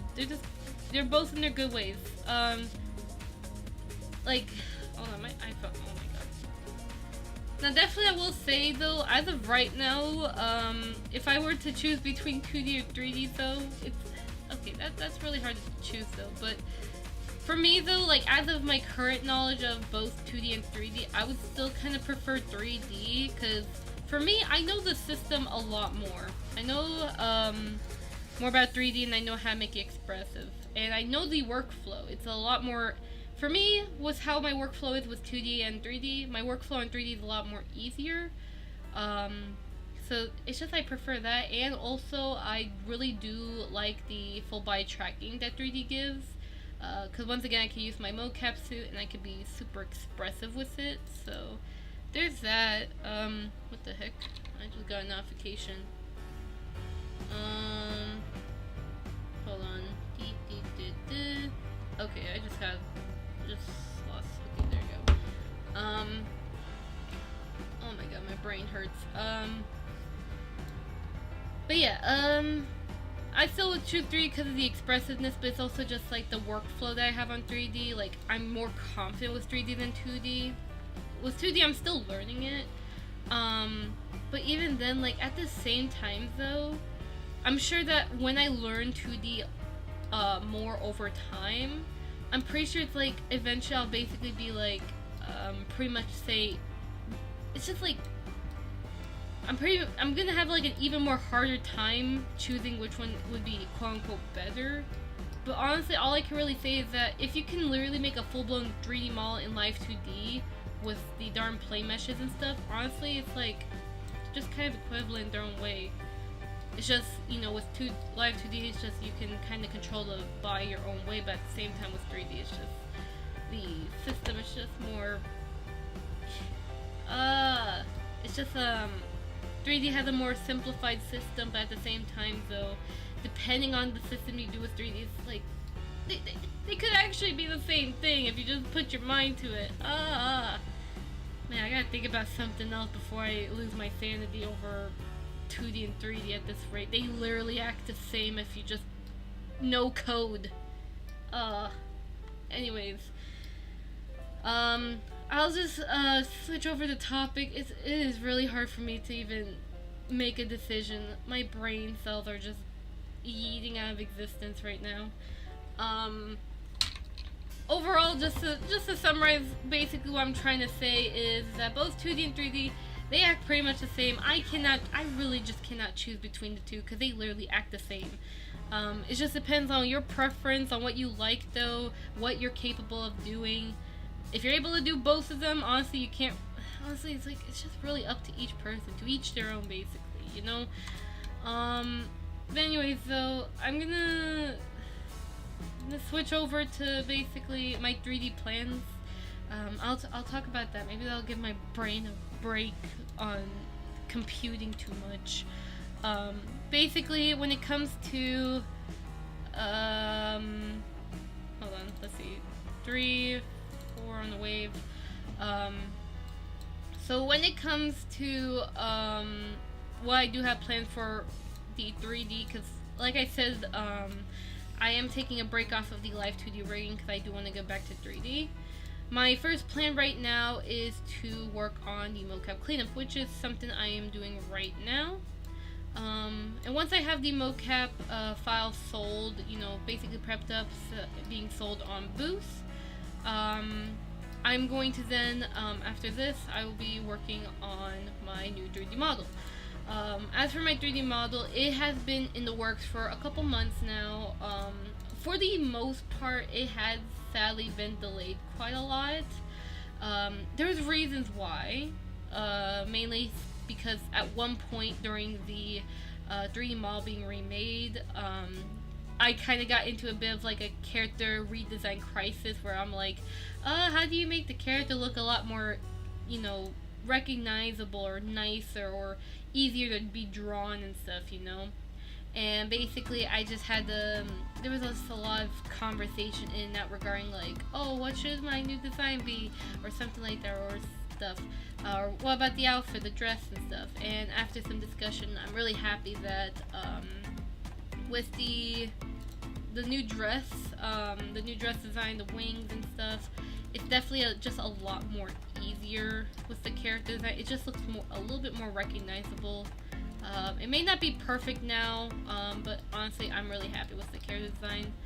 But definitely, though, I will say I really need to take a break off of like remaking my model so much, because I've been told a lot by a couple of my peeps that I have remade my model way too goddamn much.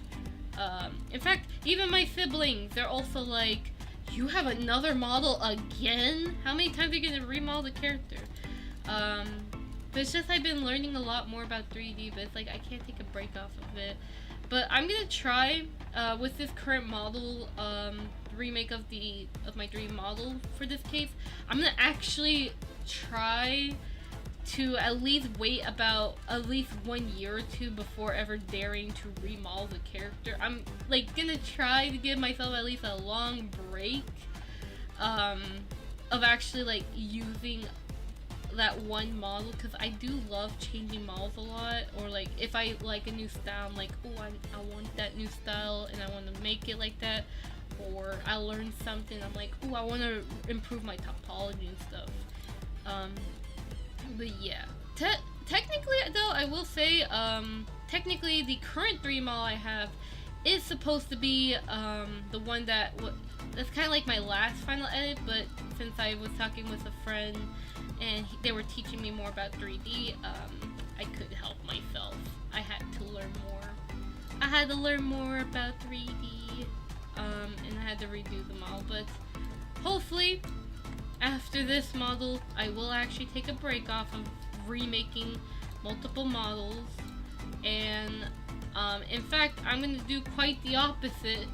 I'm going to see about maybe taking full I am still debating about this. Taking like from scratch model commissions now. I did said in the past that I was gonna do like from scratch commissions this year, but I ended up not being able to. But pretty much though, it's more of like just a little bit of confidence issues when it comes to me modeling other people's characters from scratch. I just haven't been like too confident, like, cause like I know I can do 3D rigs pretty well. And I can make a model be super insane with a rig, but it's like the modeling part is what gets me a lot, you know? Basically, when it comes to the modeling part, it's like it's the core. It's a very important part about the 3D model because it makes the 3D model. And the thing is that a lot of people, like, I was able to, when I made my new model, I was able to make it in the style of my Live2D model, you know? But it's like, I also have to, it's just I have to practice with other styles, basically, because while, you know, there's a lot of anime characters, you know, or toon characters and stuff, it's like trying to be able to replicate the style. And even if I was able to replicate the style, or at least the mesh, the thing that gets me a lot more is just the texturing part, because there are some VTubers or some characters that would be super duper shaded, like they have so much shadows or lighting and stuff, like they require so much detail. It's like, I'm not super duper confident when it comes to that. I did say I do plan on, also wait, so this one's number 5, this one's bowing. Let me export that one. So is this number 6? Or did I export that already? I think I did. Yeah, no, I exported this one already. And just to make sure, FBX 5. Oh no, that is not the right mocap. That is so not the right mocap.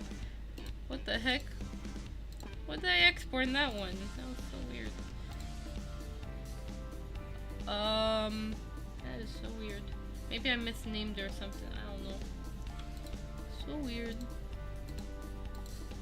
I always have to keep track of these hackers. What is happening? Hold on. That's number 4. Unless for some reason Blender is bugging out on the export. That's really odd. Yeah, what's happening with the thing? Hold on. No, that's not normal. Hold on. What is happening? So that one's a cheer, double hands. Am I supposed to make a new project every time I do this? That's kind of lame. Yeah, it seems like I have to do a new project every time. God darn it, Blender. Why you have to break yourself? Okay, that sucks. I'm gonna have to redo all that work. Although it wasn't too much, though. It's simple easy. But, I do have to actually make a new project every time. I kind of suspected that, but wasn't so sure. But that's so annoying. Ugh. But even then, sometimes mocap suits can be a bit of an inconvenience. So, yeah. Oh boy. My brain cells are hurting. Okay.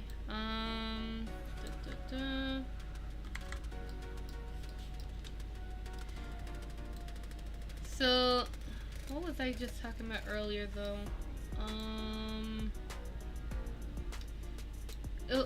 What was I talking about just earlier? I completely forgot.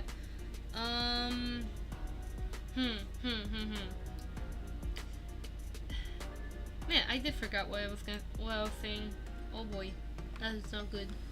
I was talking about how the mocap broke because Blender's FBX thing is a little derpish. Derp. So this one is the cheer one. Do this. So this one should be the that one. So when I import that one, always test. That one should actually be that. There you go. But we have to make a new project every single time or else Blender's thing will freaking break. Ugh. Very nasty. So now we have to do bowing.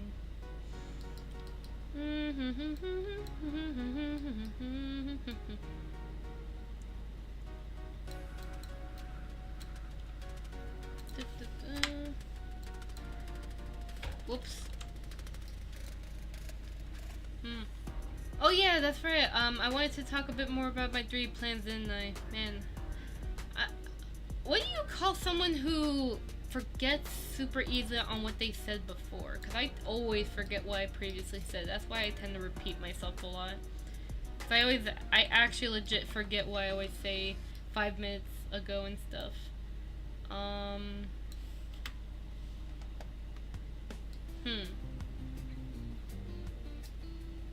Bowing. Bow. Export. That's one.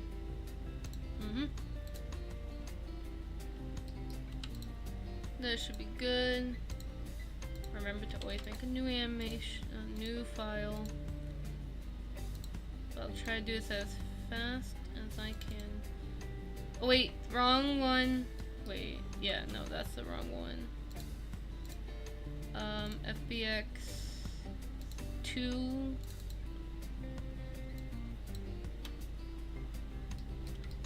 Basically a different type of bowing.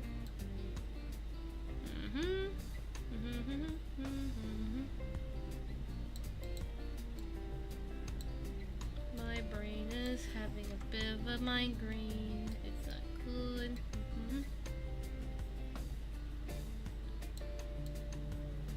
Also, it's 9 a.m. Oh, I didn't even, wait. Oh, it's almost 10 a.m. Oh, I didn't even realize.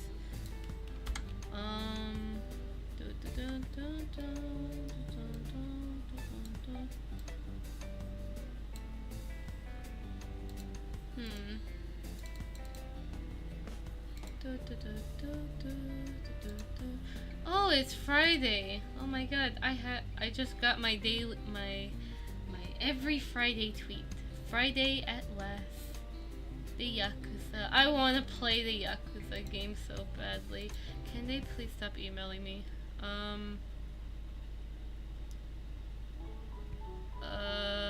What is this?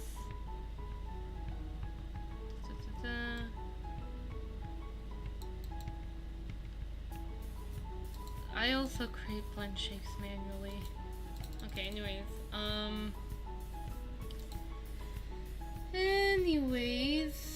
let me swap back to Blender. 98.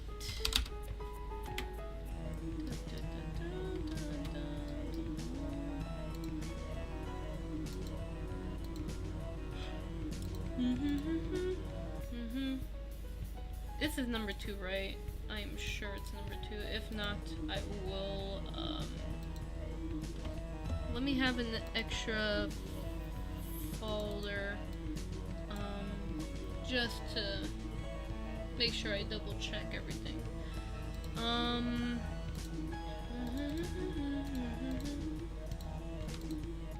also trying to make sure I stay awake too, because since I broke my sleep schedule, basically, at this time, I would end up falling asleep, and then it would make me sleep all day. But I'm trying to basically change my sleep schedule back, so that way, I should be able to basically be able to have a proper sleep schedule again. So this is kind of a good thing. I'm at least streaming to kind of force myself awake, or give me a purpose to stay awake, you know? Just gotta stay awake.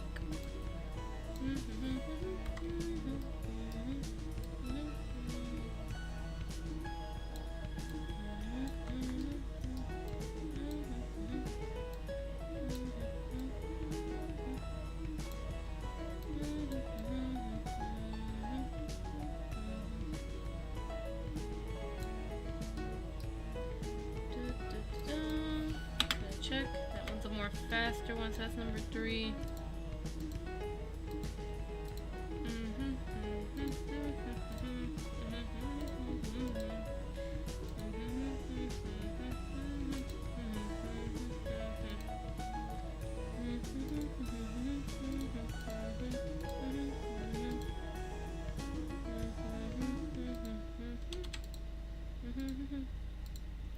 Import.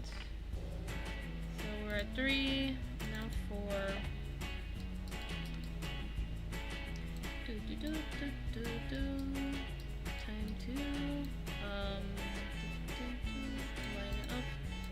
Yeah, this is pretty much all I'm doing is oops. That is not what I meant. Mainly it's just deleting the end frames and that's kind of it. That way, you know, it's kind of already done though. But for these samples, it's like pretty much, it's all decent. If you want to edit it further, like if you end up buying the package when I finish this, by all means, you are free to edit. Pretty much whenever I give out stuff publicly, I always try to never put rules on the stuff that I give out. Because I know for a fact, like, let's say I give out a model, I know for a fact there's always going to be that one person who always breaks the rules. So I always try to never set rules on public assets, at least the ones I give out. Like for mocap samples, I kind of really just don't care what you do as long as you buy it from the original source they come from and not resell it. That's pretty much it. That's the only rule I have, is don't resell, and you can do whatever the heck you want with it. And also don't claim it as your own. You don't even have to credit. FBX, that one is number 4. Number 4 bowing. Now I also, there's also the question of if I ever will give out like full-blown models, like on booths and stuff. And to that, I actually really don't know. Maybe, but it just depends. It really just depends though, cause like the thing is, it's like I'm aware that if I were to give out a model, like if I made a model entirely from scratch and stuff, I know for a fact that pretty much almost all the time there's always gonna be VR chat people who will use it. But I don't know about that. I don't know. Cause like the thing is, once again, my own rule is basically, if you're giving out something publicly, try not to add any rules to it. And if you do, well, just expect rule breakers, and you know, it's just gonna happen basically. So I don't know. It just depends on the model. Like, I would just have to think about that if I were to make an entire model from scratch and then sell it on booths. Of course I won't give it out for free, but I don't know. I might sell it. I might. That's if I do it. So we'll see in the future. Hello there, Virtue. How you doing? Hope you're doing good. Yes. Wait. Oh, hold on. I just realized someone just commented on my Discord that there's asymmetrical brackets on Discord. That's not nice. Not nice at all. Okay. But hello, Virtue. I hope you're having a lovely day. I definitely will say, definitely, if you are a VTuber who wants to VTube on a phone, you can check out Virtue. Virtue is free. Check them out. If you want to VTube on the iPhone or Android, it's really nice. That's also something I really love about just phones though. It's like phones are super accessible. But I'm really glad that there's more VTuber programs coming out on phones. Slowly but surely. It's just a matter of just, you know, development, and just adding more good stuff. You know, like fun filters and stuff and all the good. Oh, thank you so much for the compliment. Thank you so much. Yes, I'm really happy with how my Live2D model has been. Thank you to Fizzy, who is just here, but right now they're in class. They're the ones who illustrated the Live2D model, and I'm the one that rigged the model. I'm really happy with how I was able to rig it. It doesn't have the best physics, but you know, it's really decent. Right now I'm just doing some mocap edits, basically. In fact, actually, Virtue, if you're still here, if by any chance, like I said, if you by any chance are in need of more animation for your app, by all means, I am literally what you're seeing right now. I am editing mocap files. These mocap files are going to be sold on Boost. You are if you ever need custom animations, you can always hit me up. You know, I have a mocap suit named Buster. It exists. I can help y'all. Because sometimes finding mocap files on the internet tends to be a bit of a toughie. They exist. It's just kind of tough to get the right ones. It's such a pain. Mocap files these days. There's also the Unity Chan mocap animation file. They're actually pretty good. I like those. They're pretty good. Pretty good indeed. That'd be super helpful. Yes, just let me know whenever you need it, or if you want to actually get the mocap files that I'm making for Boost, you can buy these mocap files when I finish it, and you can use it on your app. Hello, Rat. How you doing? They exist. It just seems to be Mixamo. Yeah, I'm also worried about Mixamo. Yeah, that's too. It's just more like a different one. Like, when I was talking about like mocap on the internet, I was meaning like, I'm thinking back in 2017, and right, this is way before I even met you or knew anything about VTubing. But back in 2017, Mixamo still existed at that time, I think. I'm pretty sure. But basically, there was like this one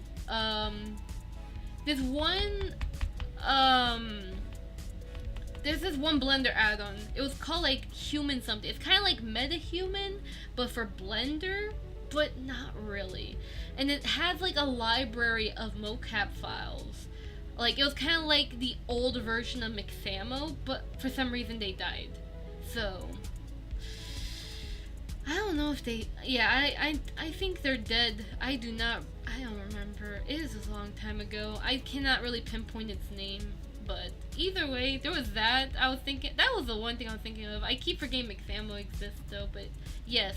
There's Mixamo, of course, the #1, where you can actually find a lot of the meme dances. In fact, that's where pretty much everyone has the Gangnam Style dance mocap from. Gangnam Style.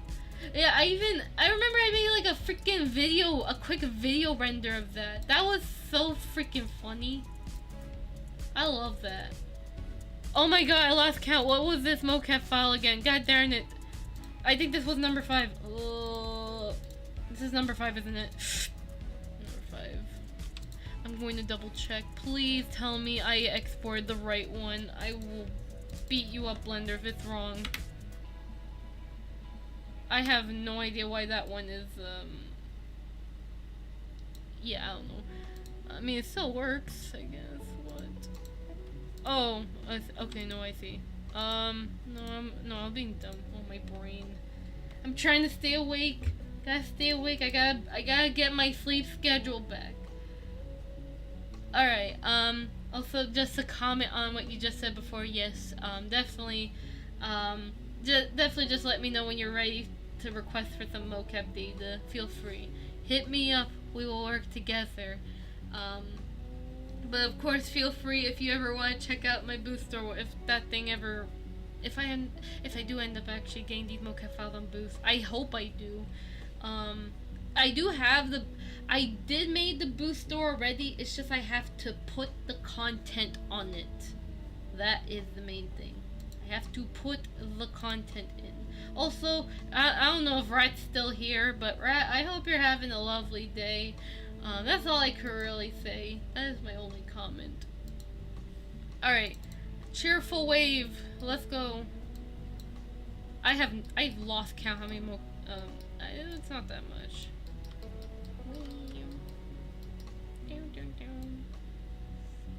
Okay, so if I just stand, I always have to make sure I stand for a couple seconds, making sure I got everything. Man, hopefully one day oh, I see. That, okay, I see. That one's a little different.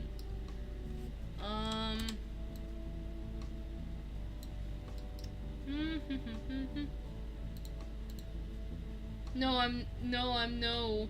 Wait, no. What is that supposed to mean? What? I don't understand. What is that supposed to mean? No. Oh. I'm quite. What is this? Wait. Oh my god, I don't have glasses. Hold on, let me put my goddamn real life glasses on. Oh my god, I actually see everything clearly. Okay. It takes time for me to adjust. Okay, you just... No, I'm not... Man, okay. I try not to put the glasses on because every time I put the glasses on, it makes it seem like my model, either 3D or 2D, it makes my eyes look more narrower. Because in real life, my god darn eyes are already narrow enough. How much narrower can I ask for? This doesn't make sense. But I still have to see. I'm a blind rat. Okay, I mean, a blind bat. Rats aren't blind. I mean, they could be, but... aren't bats blind? Wait, are bats blind? Wait, can they see? Hold on, wait. No, bats are not blind. Well, frick you, Google. Okay, never mind. I'm not blind as a bat. Bats. Okay, so I can see. God, Google just debunked me. Bats are blind. Google just said they're not. Wait, did Google just lie to me? Did Google freaking lie to me? Are bats blind? Say it again. No, bats are not blind. Bats have small eyes, sensitive vision, which helps them see in conditions that are considered pitch black. They do not have sharp, colorful visions as humans. They don't need that. Oh my god, this bat looks so freaking cute. Yeah, it looks like a goddamn snake. Wait, why did they say blind as a bat? Talk about its origin, idioms. Is this a figure of speech? Oh! Before 21st century, people used to believe bats are blind because of their very terrible flight.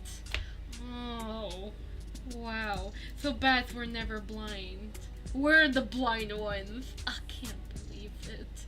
I can't believe we're so blind to know that bats are never blind. They just move weirdly. That's it. That is it. Okay, I'm still gonna say the saying, I'm blind as a bat, but even though bats were never really blind. But there are such thing as a blind bat, and there's also something called a blind rat. In fact, actually, there's this one YouTube channel where they have these cute, adorable rats though. They're like, I forgot their names though, but they're so freaking cute though. One was like a cute little white rat, and the other one was like a cute little black and brown rat. They're so adorable. I love that YouTube channel. I forgot their names, but they have adorable pets. Honestly, I didn't know that either. Well then. Well, now we know that bats were never blind. In fact, they see better than... I'm kidding. No. Well, they see properly at least. They just see properly. They ain't blind. The bats, they will haunt our dreams. In fact, actually, not gonna lie. Have you ever seen like those cute bat videos where like this one woman would just feed the bats bananas? Oh my god, that is so cute. I love it. Like, and you like their eyes look like puppies. It's so cute. Their puppy eyes are so adorable. Aww. Wee. Alright, well that's pretty good. I forgot what that one's named. Cheerful Wave. Let's go. So Cheerful Wave left, and then we have to do the same thing for right. Man, the amount of video editing I'm gonna have to do for this one. And recording. Well, I mean, especially with OBS tools, I mean, it won't be that bad. It'll be pretty decent video. It won't, like, it'll just be like just a display. I'm still not sure how Boost does the video, so I gotta figure that stuff. Yeah, I'll have to figure that out, do I? I'm still gonna include the mesh though. You never know if someone ever needs the mesh just to see visually what the heck the tracking's doing. Lol, the animation's adorable. I'm happy they are adorable. Like I said, so this pack I'm working on for the mocap, there's 30 in total. They can be used for VSF Avatar. Is my tracking freaking lagging? It's really hard to tell on 2D. Well then I just killed my character. Bring back the tracking. There you go. Oh, my head's so high. There you go. There you go. Very easy. Back to normal. But basically, these mocaps, they're gonna be in packs. This one is the greeting pack, where basically there's waving, bowing, you know, that stuff. Basically, the mocap movements that I could think of, you know, during that time when I was recording it, and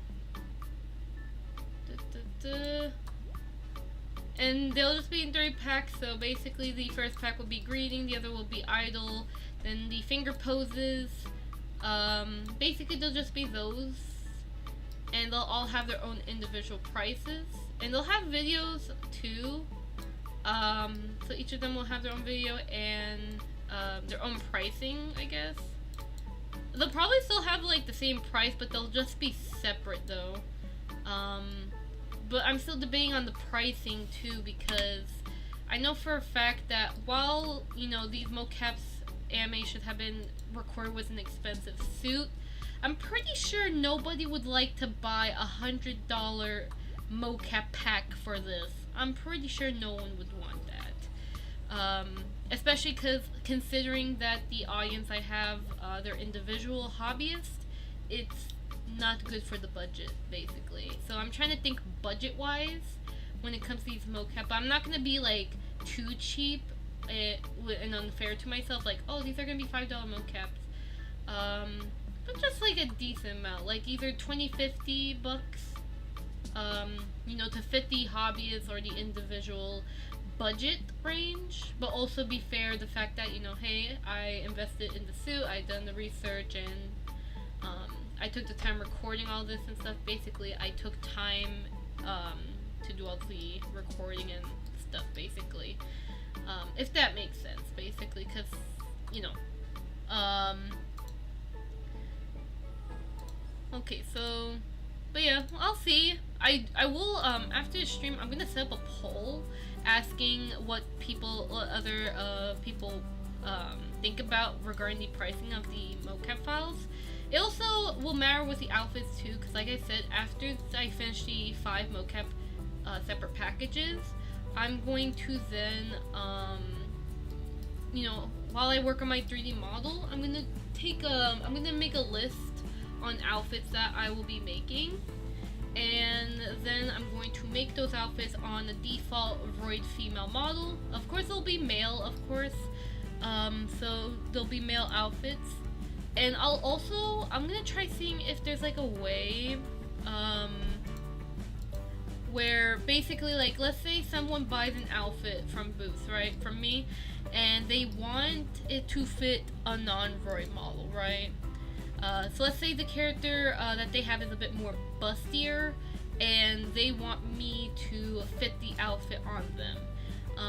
I'll basically charge extra for me to basically do the modifications, as long as they show that the receipt that they have that they bought the outfit. It's not going to be too, it kind of just depends on the model, because sometimes I have to clean up the model itself.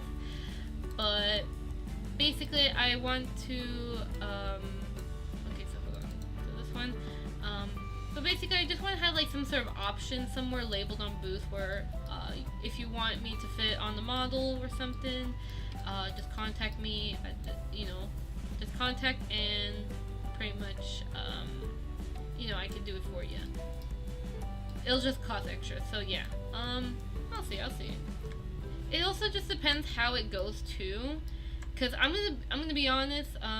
When I put these mocap files up on Boost, I really do not expect anyone to buy them. I'm gonna be honest. Like the moment I put them up, I really do not expect any sales, unless you know, unless there is someone out there who really does want it.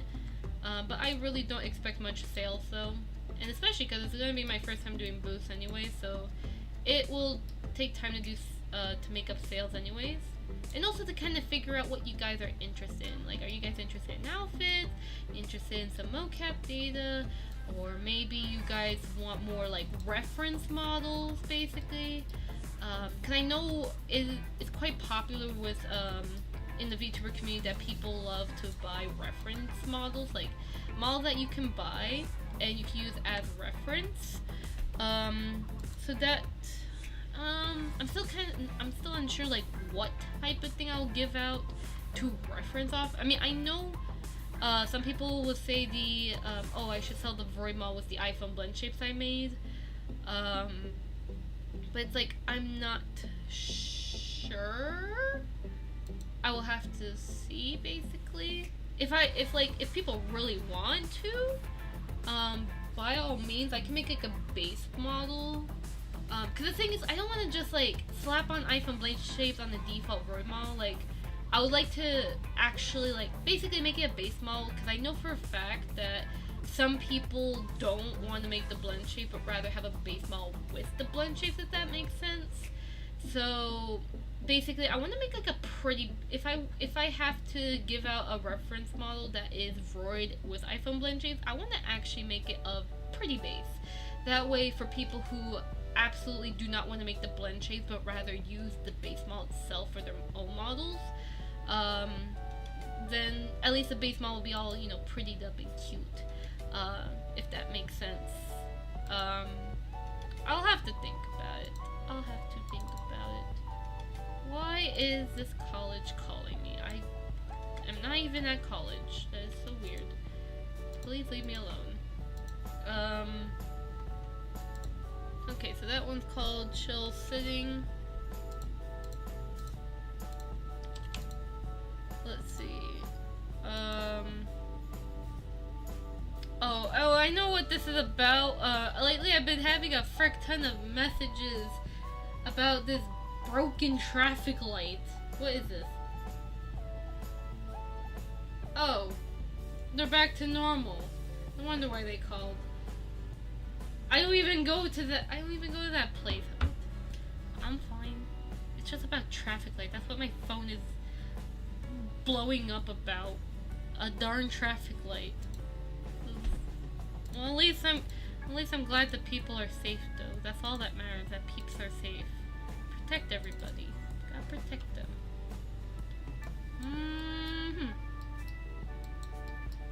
Ah yes, the nice sitting. Also, after I finish cleaning up all this stuff, I'm gonna show you guys how I retarget the mocap. So you guys can kind of get an idea of how I do it on Blender. We'll do it afterwards. Oh boy.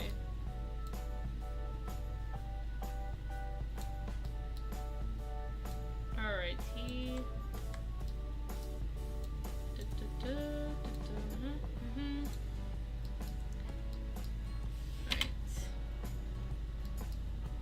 Whoa, what's happened? Oh, okay. There you go.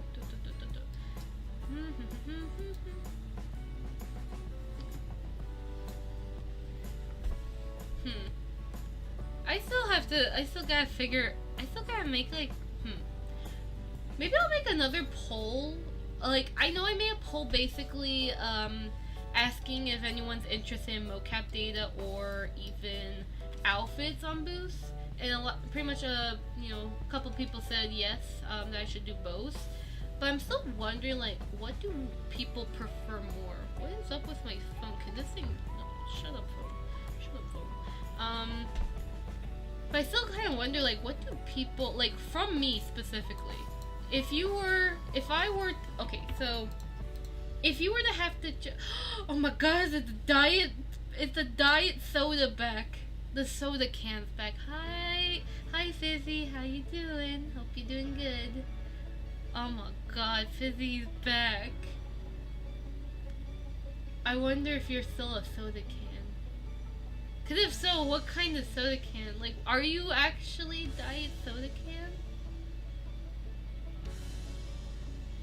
Hi Kana, good job with your first Live2D model. Technically this is my second one, but I never revealed the first one. That was like years ago. Actually, wait. My first Live2D model, I did reveal it once, but then I threw out that model. So technically this is my second Live2D model, but this is technically also the first model. This is technically the first model that I've actually successfully rigged. The last one just was a failure. I like the 90s style anime. Oh, the best part about this model, thank you Fizzy actually for adding this feature. If you zoom in on my goddamn model, I actually have the goddamn noise filter thing. Thank you Fizzy for adding that on my model. Appreciate it. It means so much. Also VTube Studio acts really badly with it though. I don't know why. But it's there. It's there. The thought counts. But it's your first OCD. That's what meant. Yeah, technically, I guess you could call this my first 2D model because the first one that actually successfully got rigged. Wee. But just you wait because there's gonna be a new 3D model in the works. I literally just showed that 3D model just like an hour ago. Or how do I count? I've been streaming for 2 hours. I feel like I've been streaming for only 1 hour though. But then again though, my shoulder is kind of hurting, so I can kind of understand. I have been sitting here for 2 hours. It's fine though. I have to kind of figure out like those freaking cushion version of these, the chair side things. I gotta look into that. Cushion. Alright, so this one's like the CrossFit. Let's export that one. Is cross-sitting wave. Also remember to apply transformation so that way I don't break it. But yeah, I still gotta figure out like, what do people want more when it comes to me giving out assets? Like, I know tutorials is one thing, you know, like, you know, a lot of people have suggested tutorials. In fact, I've written down a couple of tutorial ideas. I think there are probably some I'm actually forgetting to write down. But hopefully I will make more 3D tutorials. It's just I was doing a lot of Live2D stuff, but I will get back on 3D stuff, so don't worry. But still, what do people like when I give out assets, so like reference models, you know, mocap and stuff? What do people actually want more from me? Do people want me to like sell reference models? Do people want me to just sell full from scratch models that they can download for VR chat? Now, I will always say this no matter what. I am not a fan of any VR games that import models. This counts as VR chat, Neos VR, and all that. I'm not a fan of putting my works on it because I know people are going to rip the model, they're going to resell it, even if you add as much security as possible. Like I always say, what's man-made, it will always be man-broken. So, yeah. So it's kind of like a risk. But, I'll have to see. For now, though, like, I want to focus on improving my 3D skills. Like, making more models. So after I finish my new 3D model, I'm going to try to see if I can have, I can model different characters other than my own from scratch entirely. It'll take time, of course. There is a potential client I have, actually. Hold on, that one's cheer, that one's cross. Exaggerated wave both. There is a client that I know who always, so there's a client I've been talking to for a long time who always wanted me to make an entire model from scratch for them.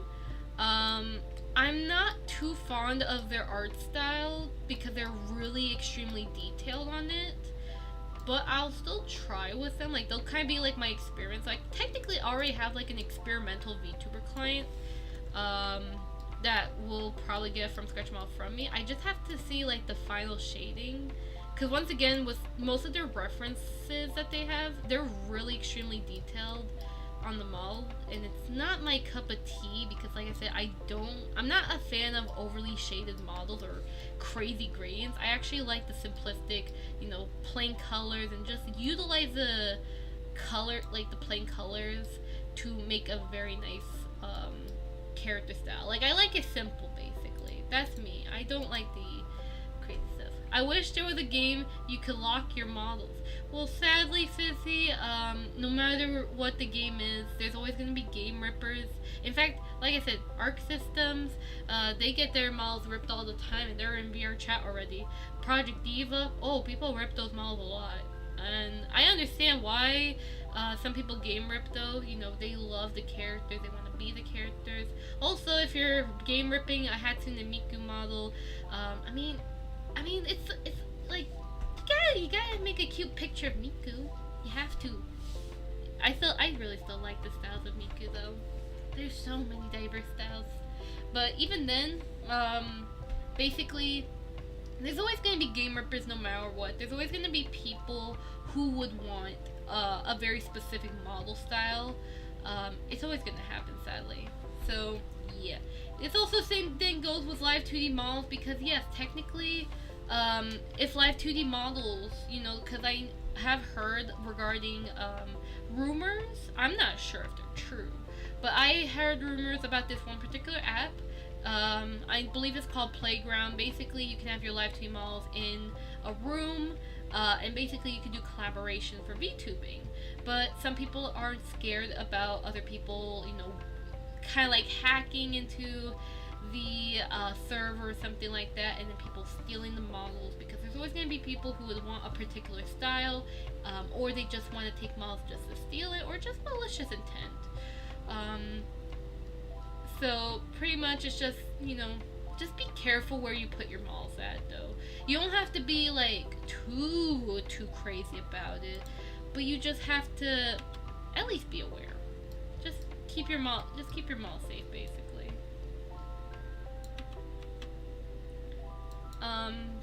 But even then, the risk about your Live2D models being stolen is a pretty low risk, because like I said, there's, you know, Live2D can, cause like I said, that's kind of the downside with Live2D, is that having multiple models in one scene for VTubing purposes is a little more trickier, but at the same time, though, it's still existing. It's actually existing. In fact, I'm starting to see more and more applications that is doing that. So, but even then the system's kind of a little tricky. But even then, it's just like always the risk of model theft. It's not nice.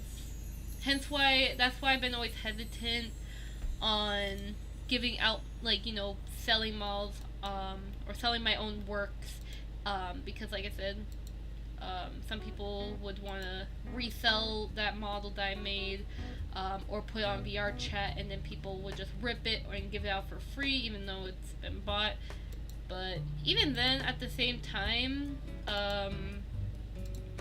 it's like, you know, like I said, my number one rule when it comes to giving out any sort of assets publicly is, once you give it out publicly, you cannot enforce the rules. Even though it is your work, there's always going to be people who want to sell it or resell it, or just basically do what they want.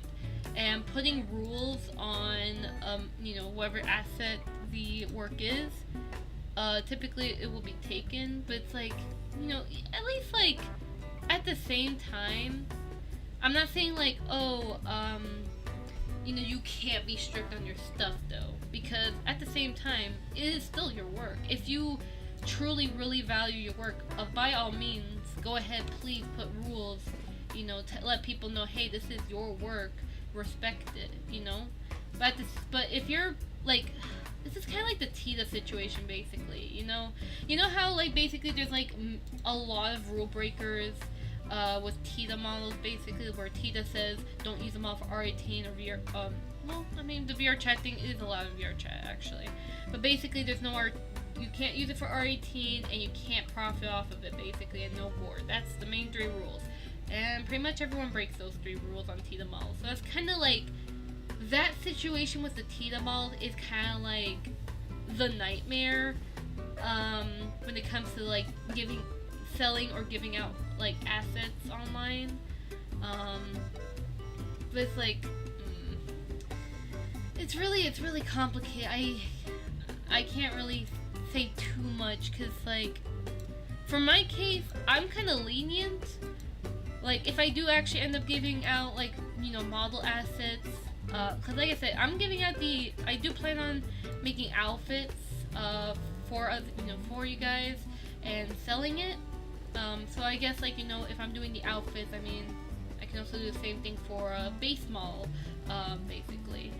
So I mean, you kind of get my point. Like I'm kind of like lenient on it. Still a bit like nervous regarding base models, but at the same time though, it's like for me, I kind of really don't care. Like if you break my rule, it's like which is why I never really put rules.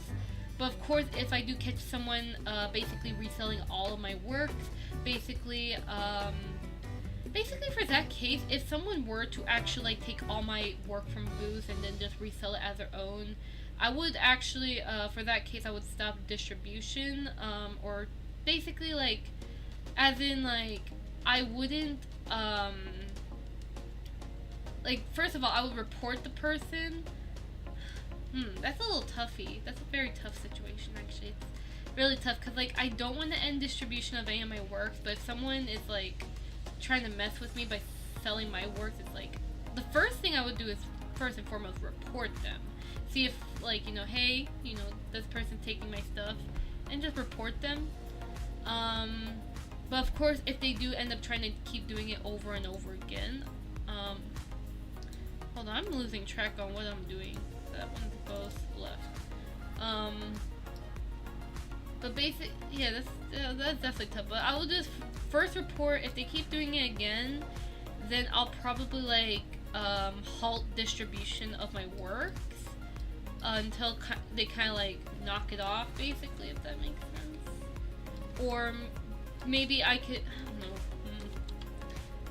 I guess I'll have to think about that a lot more, and just at least just be prepared when the time comes, if that ever happens, which I hope not, but you never know. It happens to many people. It probably will happen at least once. There's so many stuff in life that's so unexpected, but that's the beauty of life. Life is full of surprises. One of my favorite surprises, though, I will definitely say, is cake. That is the main surprise that I accept. If you surprise me with cake, I will love you. Cause oh boy, I love cake. But also the best part too, if you surprise me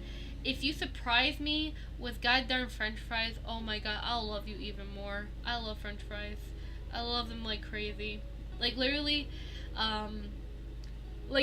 my family knows that I am obsessed with French fries. In fact, whenever my father, like, when he eats, like, dinner and he has French fries and he cannot finish his food and he has French fries left over, he always gives the French fries to me, and I appreciate that because, oh boy, I love French fries so much. I can't stop talking about French fries. Oh my god, they're so freaking good. Like, I love freaking potatoes. I even love mashed potatoes. Like, oh my god, anything with potatoes is so freaking good, but I can't eat too much of it because they're literally just carbs. Okay. Anyways, enough about me being a French fry addict. God darn. Shame because the Tita mall was originally a paid mall. Yeah, that's true actually. Because it was in the Melon book. Was it Melon book? Something comic.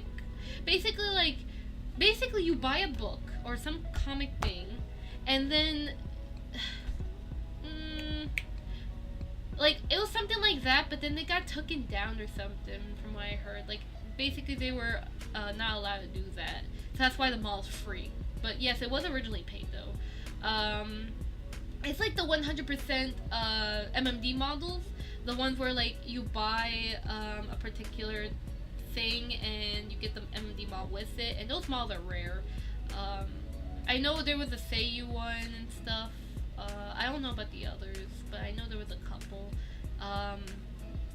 But there were some, like basically it was like a limited edition MMD model basically. I don't know if people redistributed those models. I'm pretty sure it did. But yeah, as for Tita though, yeah, I do feel sorry for Tita, but at the same time though, with the Tita situation, because like the thing is that they're trying, okay, I understand, you know, it is your model, you know, it is something you should always cherish your art, you know, but if it gets to a point where like over thousands to a million people who have millions of people who have downloaded the Tita model, because yes, I've seen a lot of like statistics regarding like the downloads for the Tita models. There's like millions of downloads for that model, and if there's like a, you know, couple thousands who breaks the rules regarding the Tita model, like because like I said, there's like so many rule breakers. I don't really see a point as in like keep enforcing your rules, because at that rate people are gonna do whatever they want with the model. You can't really stop that.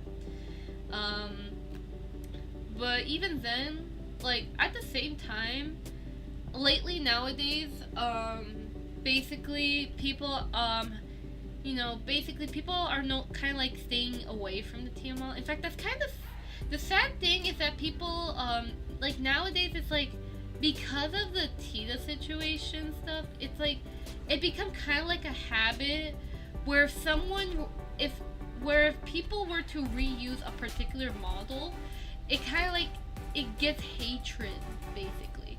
Like the TML has been loved so much, but because people were breaking the rules so much, people are basically just calling out hate to the Tita model when that's really unnecessary. There's no need to hate the model, just hate the rule breakers. But at the same time, it's like, it's a mess. But it's like basically what happened with Tita happens with Void as well. Like, okay, Void's different. Void is actually a public domain model. However, you still got people who be hating just because you have a Void model, and it's like, bruh, no. There's no need to hate because you have a Void model, because Void is different. Tita model, the Tita model has rules. The author really wants to enforce the rules because they actually care about their model a lot. With Void models, you know, they still got love, but they're public domain because the creators of Void want to have a model that anybody can use, no matter what, for R18, gore, money, whatever you want. Basically a model you can do whatever you want with, be flexible, have easy edits, you know. Basically that's what they did, and they delivered, and I'm actually really happy with Void though. But at the same time, some people would bully you just because you use them all, and it's like, you know, what's the point? Just because everyone's using that one model doesn't mean you have to hate it.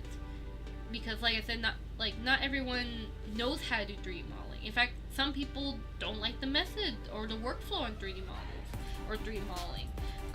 You know, some people commission someone, or they just want a simple model, you know. And yes, not many people can afford models, because especially since, you know, nowadays, this is not a bad thing though, but pretty much there are, you know, increases in pricing regarding the, you know, models, but it is for good reasons though, because the demand for VTuber models is really crazy. Like there's so many people who want a VTuber model custom made and stuff that, you know, artists can only do as much as they can, and you know, they deserve the money that, you know, they deserve more money basically for, you know, the work and time that they put in the models.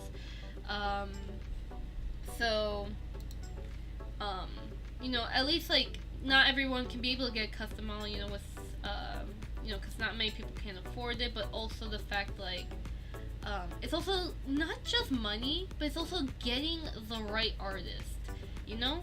Because I had times where, because like I said, like sometimes I would have clients who would look for like a particular model, and it's like, it's kind of like tricky for, it's kind of like some people, they try to find a model of their specific style, but it's like kind of tricky to find. But it's also budget. It's like, there's just so many factors basically. But the good thing about Void is like, it's there, it's free, you can do whatever you want with it, and make it yours. And if you do end up finding another modeler that you want to commission, by all means, commission them. But Vroid does help, not just like, you know, people getting started on Vroid, but also like it helps you find your style. Like Vroid, understandable, Vroid by default doesn't have like the best of the best looking 3D models. Like they don't look pure anime, like cartoonish anime and all that, or like, oh, they look like Sailor Moon and stuff. No, it's just a base model. The main purpose of, like I said, was how Vroid has the base models. Like, they're pretty decent as a base, because they have the components of an anime character, but they don't look like a actually tuned anime character, if that makes sense. But at the same time, they're really good bases. Like, if you're a 2D artist. Also, hello Marvin, hope you're having a lovely day. Nice meeting ya. Now, what was I gonna say? Basically, Vroid Studio has a base model, and if you're a 2D artist and stuff, you can use the Vroid model, and basically use your artistic skills to make an even better looking model. Or if you are someone who just wanna, get started on, VTubing, and you want a simple model, you could just easily convert it, or just set up a Vroid model, just click on buttons. That's it. You make a simple model that is your own, and that's it. Very, very simple. There's no need to have hate for Vroid. Vroid has done so much. Like I said, even I used the Vroid model before. It was a bit, it was like kind of like before I did VTubing though, before I swapped to like from scratch models, because I wanted to learn more about 3D myself, because I love 3D. But it's just, we all start with Vroid, and yes, there's going to be a lot of people who grow out of Vroid eventually, but at the same time, we got a lot of people who live in this world, and, there's going to be a lot of people who use Vroid. And in fact, there's even some people who don't want to commission another modeler, but rather they actually enjoy the Vroid style, if that makes sense. So there's actual people who like the style, so there's no need to judge. It's a public domain model, do whatever you want with it, and that's it. If you want a from scratch model that's custom made to your character, by all means, that's your choice. Like I said, you do you. You are the peeper. Heck, the same thing also applies with 2D now, because there's that one program, I forgot its name, but basically, the other program does a very good job, though. I really hope it doesn't get that issue with Vroid, but it's probably gonna happen, sadly. But like I said, by all means, you are free to commission someone else to do the work, or you do it yourself. Like I said, to each their own, do what you want. I will not be typing as much. I'm listening currently, painting walls, cover paint. Oh, nice! Actually, I'm gonna be getting my walls painted by this one peeper my father knows. My father's gonna end up paying for the paint job on my room. I'm really excited. I have too much in my room though, but I want to make my room a very nice color. That way it's gonna be, basically it's gonna be a fun room, basically. So, we're probably gonna do it in September, but we'll see. When things get cooler though, because actually, I've noticed lately that my room hasn't been burning a lot lately. I've noticed that because, lately I haven't been turning on my fan. I mean, it's still kind of hot and muggy outside, but it's I can tolerate. Is this what it feels like to have the perfect temperature? I think it is. I think I'm in heaven. Oh my god. Guys, do you also feel the same way? That it's not as hot as it was? Or maybe it is burning, I don't know. Basically, just right now, it's actually, I kind of feel chilly, actually.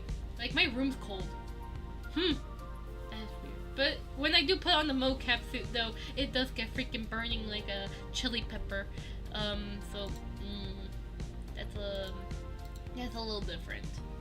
Okay, I believe that one is the left. Let me just go ahead and rename this. I just love talking. I get distracted easily. I'm also trying to stay awake because I'm trying to get back my sleep schedule. I need my normal sleep schedule back. I'm gonna keep staying up if it's whether I like it or not, basically. That one's the left one. Whoa. Okay, so let's go ahead, just continue on doing this. Gotta do a couple more, and hopefully after this, I'm not gonna end the stream until I actually get all these files completed. So we're in for a long ride, aren't we? Oh boy. Left and right. I should be making multiple blend files of this, but no. Have you been able to order the fan yet? Actually, I haven't ordered a fan. In fact, actually, I found out my father ended up having this giant mother freaking fan that's actually metal. He brought it to my room. That thing freaking freezes my room. This is the reason why I turned off the fan, because it's so goddamn cold in my room right now that I don't want that fan on anymore. It's too cold. Like I said, even right now, I cannot even turn that fan on. I mean, it still feels nice, but it's like, it's too cold. And it's still the summer. Like, oh. Or maybe I am ice. Who knows? Oh my god, I just had a flashback. I just had a flashback on, like, my goddamn debut when I accidentally... What the Hold on. This is bothering my brain cells. Hold on. Let me pull this up. Hold on a second. I gotta pull this stupid, cringy video up. Hold on. I'm gonna show you guys. I really need to show you guys. I know this one channel used to clip me before. Now they stopped doing that. That's really sad. Rest in peace, this one YouTube channel that was my first clipper. So this one. Here, this is 18 seconds though, but I'm gonna see if I can try to pull it up on stream for a second thing. How do I do it? Window capture. Yeah, that one! Here, hold on. I'll show you. It's a flashback I had on me being so stupid that I forgot what ice was, even though I'm a snow angel. Let me just play the goddamn sing it thing. I hope you can hear it. That wings, ice wings, that feels like a box. That's not... Oh my gosh. It's not... No. It's not a freaking box. Ice is ice. Ice is literally melted water. I mean, wait, melted... Ice is ice. Ice is melted water. Idiot. Ice is frozen water. Oh no, I didn't mean to play that. I didn't mean to play Pegasus. Pegasus, you're not allowed on my video. But I still love your content, Pegasus. Anyways. But yeah, basically that was the flashback I had. I said ice was melted water. And I remembered that, oh, I remember so many people were bullying me because I said that. That was so freaking funny though. But it's a dead joke now. We don't talk about how kinda freaking mistaken what the meaning of ice is. No, just ice cubes, you know. Good times. Anyways, let's continue with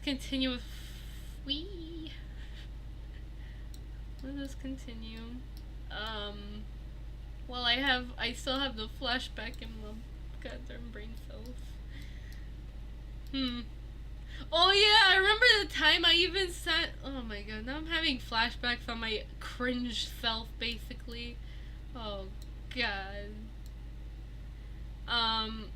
I remember the time where I actually ended up sounding like a flute. And then I also, okay, this is something I have not recorded. Oh no, I dropped my iPhone. Well, I did tell you still blades are the best. Oh yes, definitely metal blades are great for fans. And yes, I'm a little bit behind. You're fine, don't worry. But yeah, basically, oh yeah, there was a time I was like re-recording a song, and when I was recording this song, it was the Free Snowflake remaster. I was re-recording it, and while I was re-recording the goddamn thing, this was something I did not post publicly, because I didn't thought it was funny till I deleted the audio, which was funny because I kept failing so much. Basically, I had Dark Audacity running in the background. I made a tweet about it, but it's like I didn't show that exact audio. But basically, there was a part. What was it again? I ended up accidentally scrolling on Twitter, and then I saw like, oh no, I think I did capture this on Twitter actually. Basically, I saw the most cutest hamster. But the thing is that, I saw like a GIF. There's like basically I saw this like GIF file or GIF post. Someone was posting a GIF of, or GIF, whatever you call it. GIF? What does it matter? They just sting. But apparently I don't know. But basically, there was this hamster, basically I saw, and someone was squishing it, and I was like, oh my god, what are you doing to that poor hamster?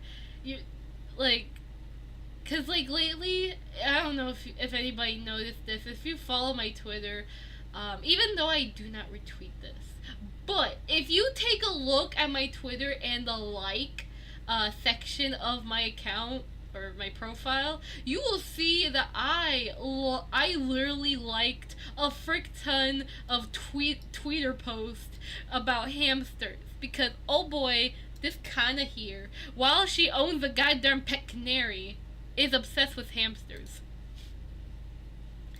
So let that sink in your head.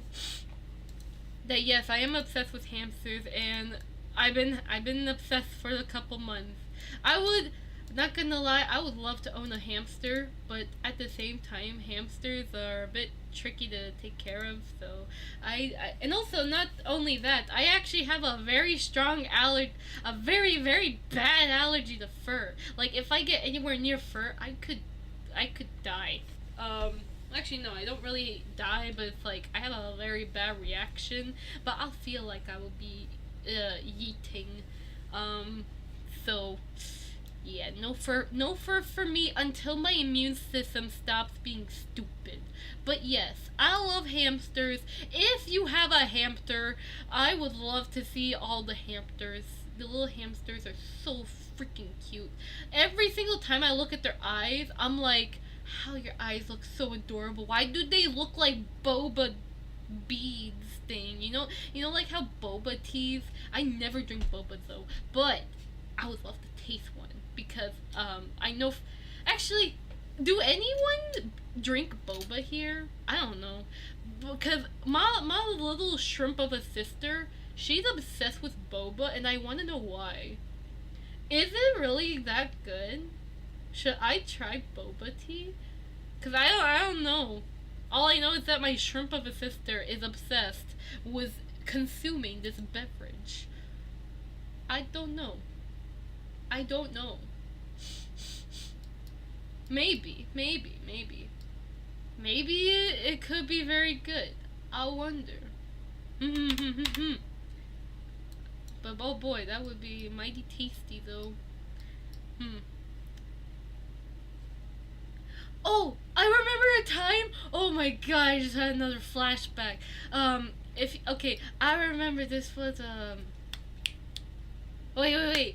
Oh, okay, guys. Okay, I'm gonna tell you a little story. So, Okay, so a couple days ago, I saw the family album. So basically, my family, we have a family album which shows all the pictures of the whole family as babies or just a younger life. Basically, when everyone was so young before we're all god darn old.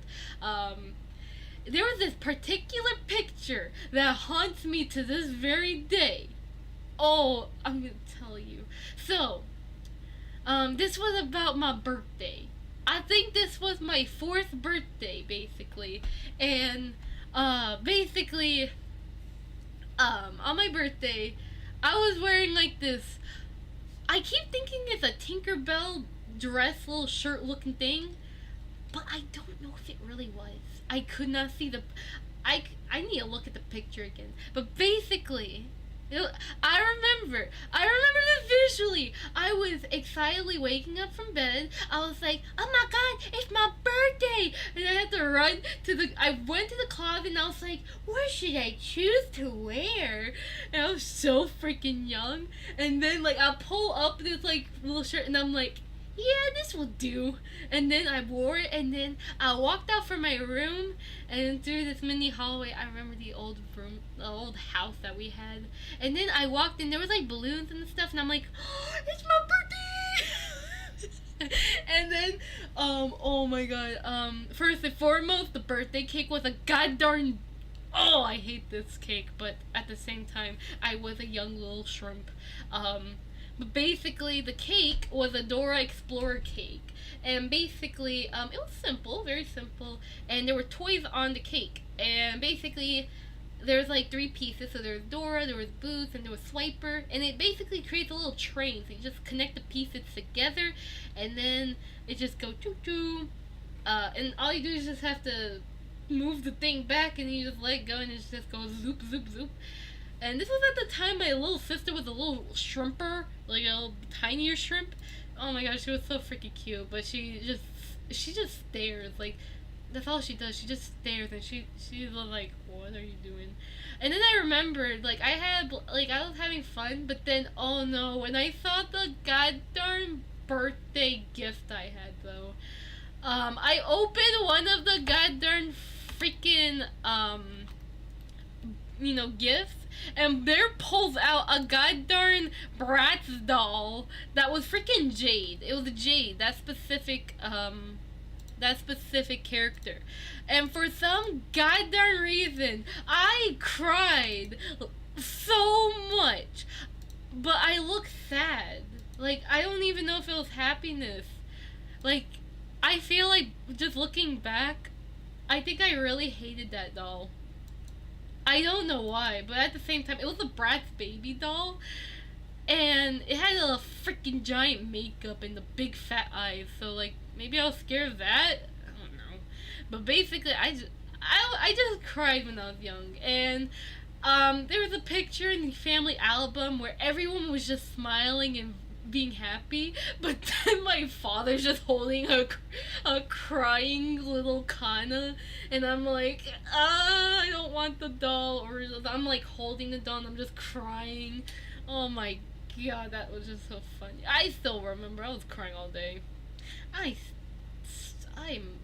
still haunted by that picture, but it's like, to this day, I want to know, why was I crying about that? Like, I'm me, but why was I crying over that darn Bratz doll? Just why? I need to know. Maybe I'll never know, but I can only assume that it's probably because at the time I was a big crybaby. Oh, wait, hold up. This mocap actually looks pretty good. What? Huh? Oh yeah, that's right. I was like, I'm gonna yeet myself off the goddamn chair.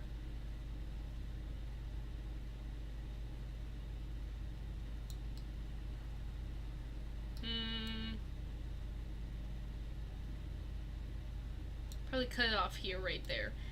But yeah, that's still a good time. That was a fun birthday. I remember sliding like a penguin at one point though. Like, there was like confetti on the floor, and I treated it as if it was like a snow mountain or something. So I was like, whee!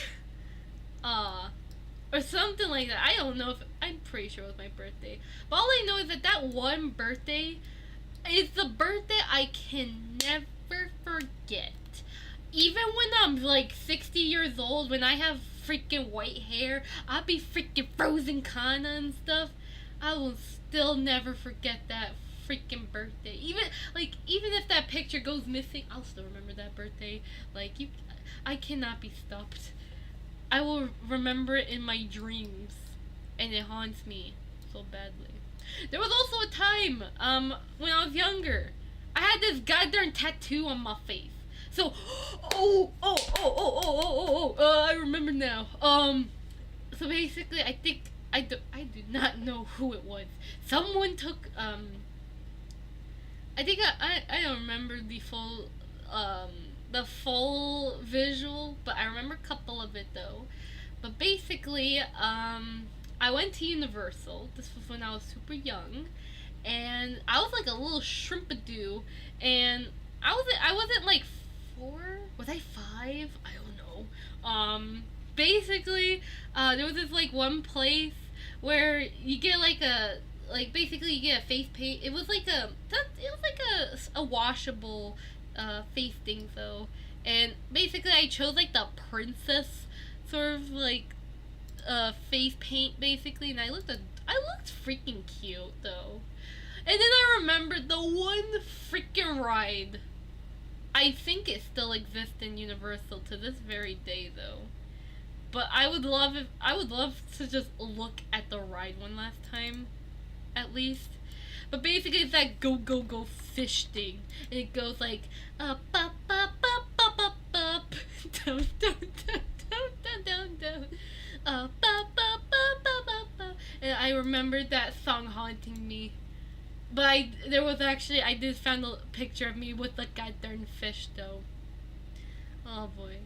Oh, and I even remember a time. I went to this other amusement park or something. It was not Universal. It was something else. And apparently, we won a goddamn fish. I do not remember the fish because eventually it got yeeted away. But yeah. That was a good time. So I still miss that fish though. But now I learned to love goldfish though. I still can't believe how puffy goldfishes can look though. They're so cute though. Yeesh. There's so many cute animals in the world though. Like, like the big I've seen the goldfish, like not the tiny one, but like these big ones, the super giant puffy face goldfish. Those are super cute. But I also feel bad for them at the same time. I hope those goldfish are doing okay. Oh, the poor little fishies. Is this, hold on. Let's see, so that's a sitting wave.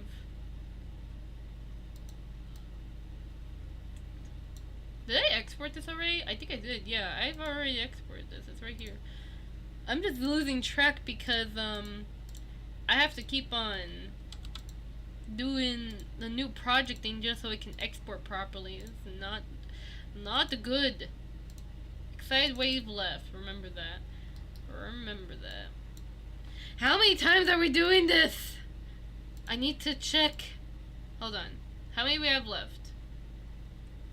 So we're at exaggerated? No, we're at excited wave left. Oh wait, hold on. We're halfway done. Oh. What? We're halfway done with this. Ain't that nice? Ooh. Okie dokie. We can still do it. It's very simple edit. It just takes time for me to think and process. But it's still pretty simple though. But still though, if I were to be like editing like the armature stuff, I would just be deleting keyframes and kind of just re-animating it with the I key. And then if I have to smooth it, I use the graph editor to kind of smooth out the mocap a little more. And it's really simple to edit mocap though. Nothing too crazy, unless you want to make it crazy. By all means, it's your choice. I still, I still kind of want. I want to know what negative keyframe. Actually, wait, no. I do know what negative keyframe for. Usually, those are for like physics simulation and stuff. That I remember that. Man, physics simulation. Oh, and I remember the time. I remember the time when I started doing 3D for the first time. I learned Blender. When I first met my eyes on Blender, I remember making an ocean. I just used a plane mesh. I used some weird displacement modifier, and I made an ocean. It was a nice ocean. I should really render that ocean again, though. I know how to make it again, but it's just... Do I want to? I don't know. Man, there's so many stuff I really need to get back to making. The good old days. The good old Blender days I had. Now Blender's all grown up. Makes me want to cry. But I still need to do more stuff.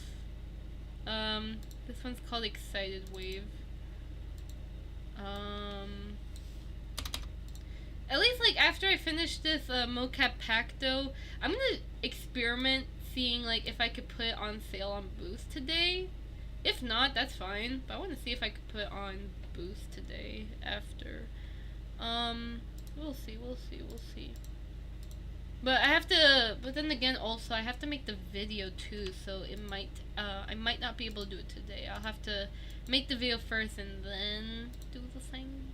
Unless I make the video pretty fast, but I want to make sure it's done pretty well.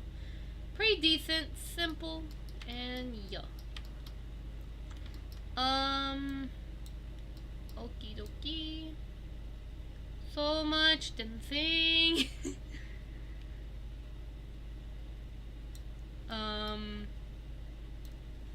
Do do do do do do do do do do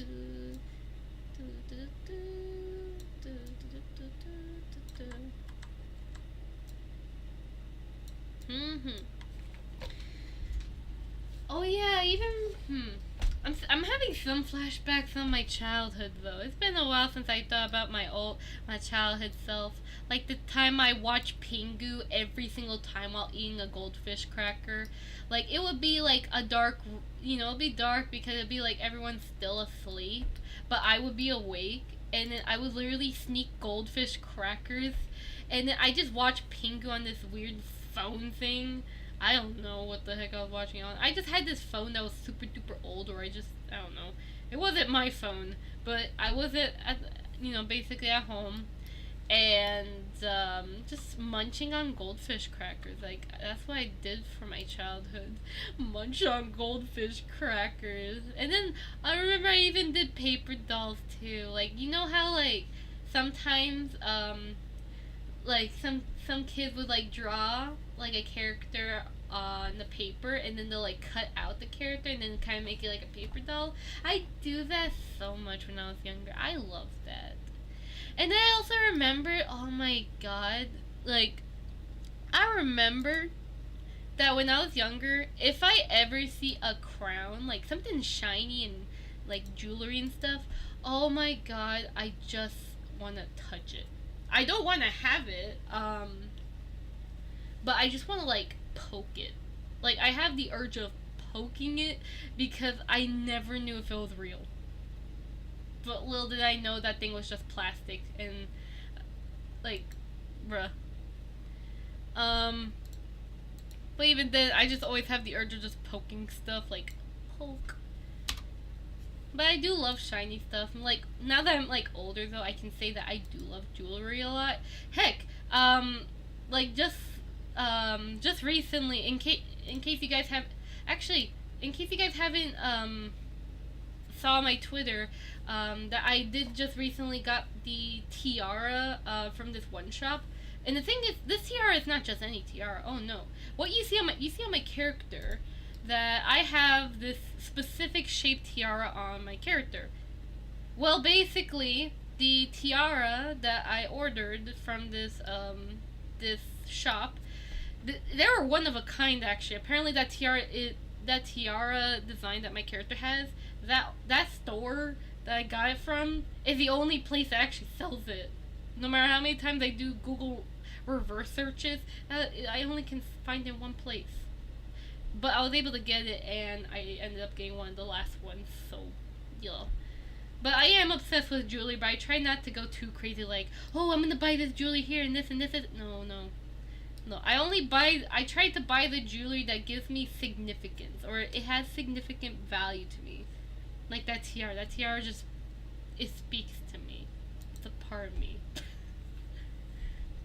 That, and also I just use that tiara as reference for 3D modeling my own tiara on my character, so yo. It's also nice to know that apparently the shape of the tiara is actually like that thing is actually metal. I really want to look at the tiara again, but no, I'm not gonna touch it. No. No. Let me just check again. Yeah, I did export this. Okay. No. But yeah, but for now, I'm just, currently I'm gonna be trying to save up. I will say, good thing though, that just, recently I was able to, I did pay off a couple bills though, so I'm happy about that though.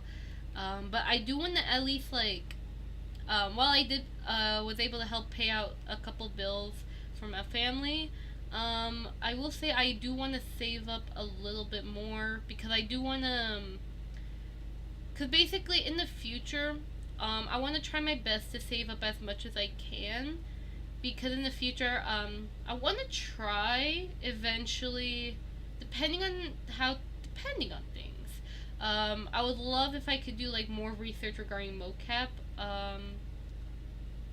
At least it's not Chris is collected. It's really expensive. I try not to go for really expensive stuff. Like, as much as I would love to have expensive jewelry, I try not to go for expensive jewelry.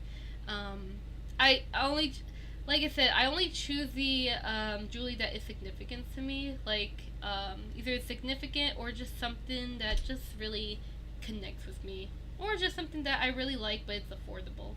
But no, I only try my best to put my money when it comes to like important stuff. Like, either I would put it into like investing into like my work.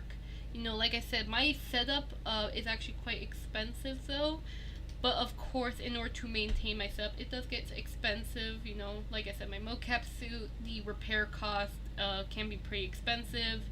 And also, in the future, if, for some reason, my computer especially, as my computer gets older, eventually it's going to be needing repairs and replacements. So of course the repair cost for that will be expensive. Or even my iPhone. Like, what if my iPhone battery? Like, just recently, my iPhone battery actually started kind of like getting, basically like what many people have been saying, like when the battery starts to kind of puff up, basically. It happened to my iPhone, and I had to buy a brand new battery, which costed, basically the repair cost $100. So I had to get that repaired. Oof. But at least I got it fixed though.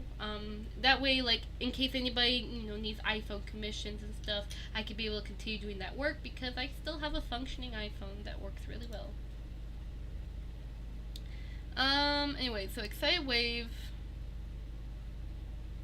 I could actually import, no, I'm not gonna take the risk. Fearful Wave. But yeah, but definitely, like, maintaining my setup, it does get quite expensive though. But at the same time, it's still a nice learning opportunity though, and it helps with my work. But yeah. Also, it helps me be able to make tutorials for you guys as well, because, good computer, I could be able to, make stuff without too much lag, and also, doing more research on, 3D, or, just recently I did research on 2D, because I wanted to, not only understand, like, different angles and proportions when it comes to characters, but also I wanted to understand why do people, what's up with the 2D versus 3D debate, when really both systems are actually pretty similar. But pretty much when it comes to VTubing, though, it's like it depends on how the system you have it set up is done. But yeah. But pretty much, I just love doing research. Researching is just something I just cherish a lot, and that's literally what I love doing a lot. In my spare time, like basically, it's just what I love doing most.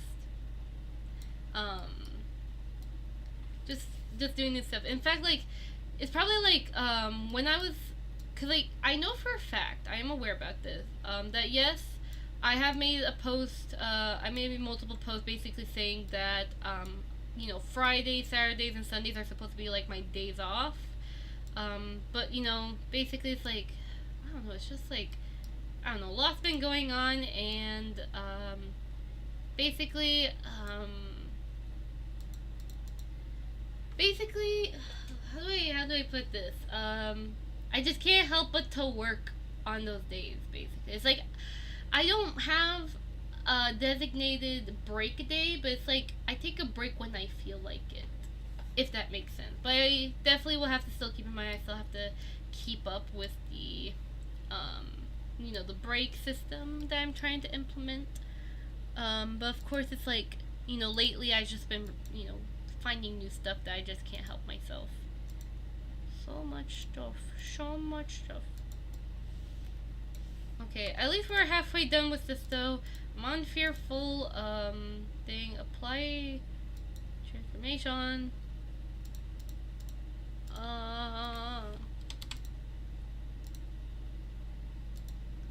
Import FBX. Fearful light wave. Who is DMing me? Oh, you are DMing me. What the heck? That's a bird. Marvin, you DM'd me this. That does look expensive. There's a bird on it. Of course, birds are expensive. Yes, I linked you a picture. $2,000. What? Or like, you know, I know that's in euros, but it's like in USD, it's like also approximately about the same price. But it's like, oh boy, that's crazy. You know what I would be using with $2,000? I would use it to buy a goddamn new CPU for my computer to make my computer twice as faster. When it comes to like, I mean, my CPU is still decent. It's just it could be better. That or even better, I use that $2,000 to pay the goddamn bills and pay for my goddamn food that I have to literally, you know, the food that I need to survive. That's what I would mainly use that money for. Because oh boy, we need to make sure that we eat. You know, you can't just be starving yourself. You gotta make sure you eat. You gotta make sure you're bathed. You gotta make sure you sleep. You need necessities. Although at the same time, like, I understand, you know, jewelry. Yeah, I understand that, Marvin. I understand. But even then, I try not, like I said, I try not to buy expensive jewelry though. But cause like now I'm just trying to save. Like I'm a bit stingy regarding saving up. Especially cause like as of right now, like I said, times have been a little tough lately. But hopefully, like I said, things will get better. My father even predicted that next year should be better, at least for our, you know, what we're doing right now. I'm not going to disclose any information past that, but basically, you know, basically we're gonna be even more better than how we are. Like we've always been better. It's just that sometimes, you know, bills be piling up, you know. That's kind of like but hopefully things will get even more better next year, especially with that situation. And hopefully after that, all will be okay. But I have been living in this house for 6 years, so we've been living quite well. I'm actually really happy, cause like I said, I used to been homeless before. I've even talked about it before. It was not a good experience. I mean, at least for me, it was. I mean, I still had like a decent experience, but at the same time, it's like, you know, it wasn't. You know, it was a lot of inconveniences. In fact, it got to a point where I had to take a bus to school, and oh boy, there was a lot of chaos when it came to that situation. Heck, I even remember the time, like, when I was at the bus, like, you know, when we were going home, one of the freaking kids, you know, when we were about to head home, one of the mother freaking kids ended up kicking a window and freaking breaking the window. Oh boy, it was not good. We had to walk, we had to be careful with that area, but yeah, a kid broke a window. They kicked it because they were just bored.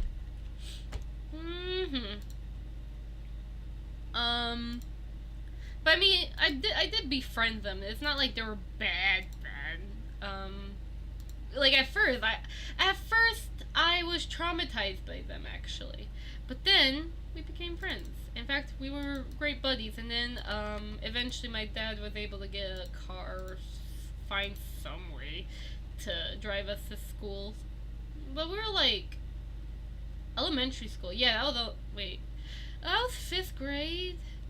Man, I forget so much. Man, it's like so much happened in my life, I forget so easily. I do not want to buy that crystal globe, Marvin. Yeah, I wouldn't buy that crystal globe. It's pretty. I mean, not gonna lie. I mean, I love the dove. It's a very pretty dove. But at the same time, like, I just... Oh, hold on. I just got an email on something. Hold on. I'm just trying to, like, move my phone. Yeah. I mean, times were a bit better back in the day, I guess. Actually, like I said, no matter what time in life, there's always gonna be bad stuff that happens. You just gotta challenge yourself and just keep going. It is a collector's item. Oh.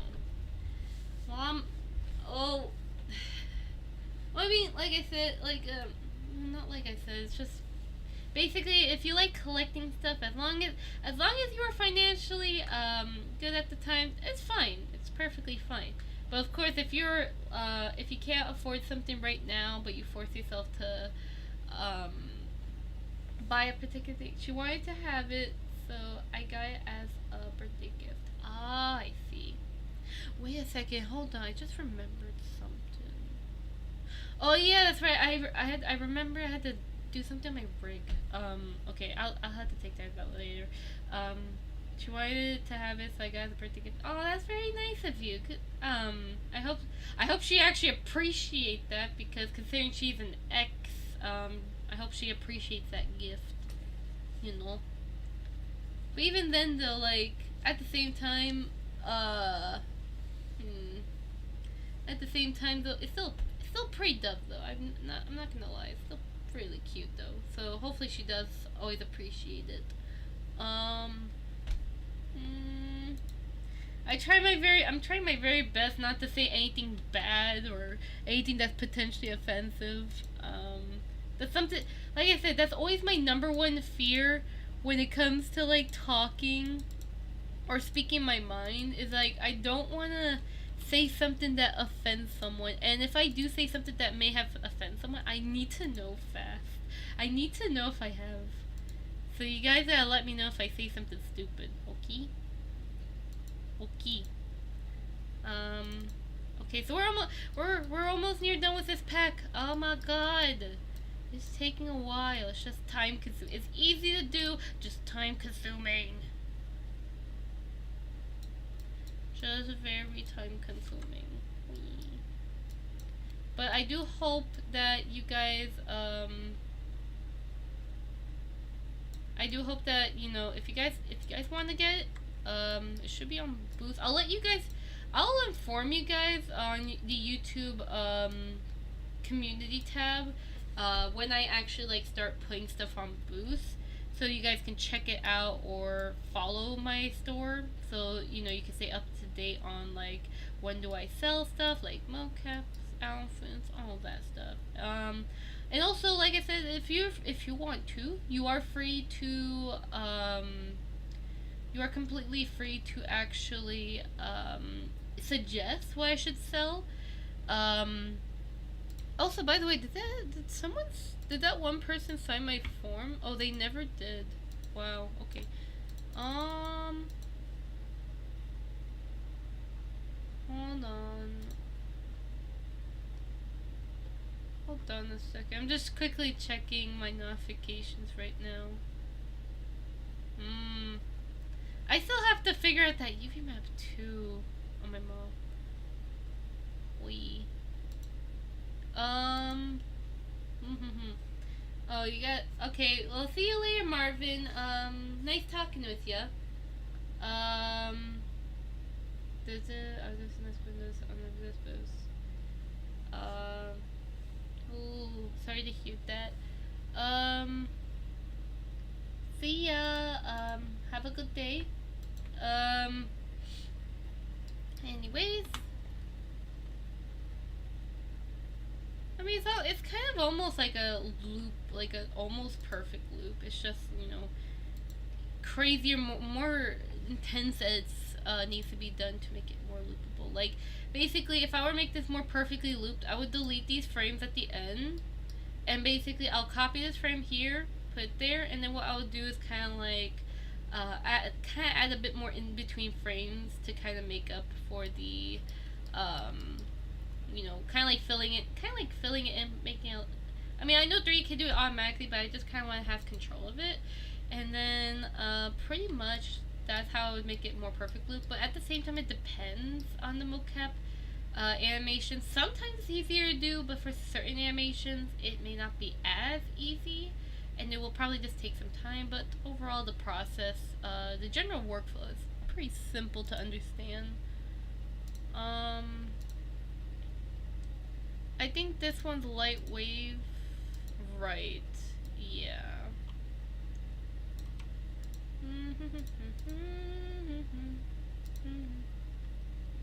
Light wave, right? All right.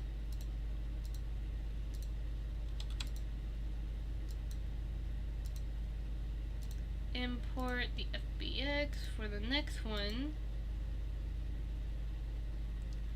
So hold on, so 2, 5, 7, 10. We have 10 more left. That's nice. Alright. We can do this. Just 10 more to go. And we're golden.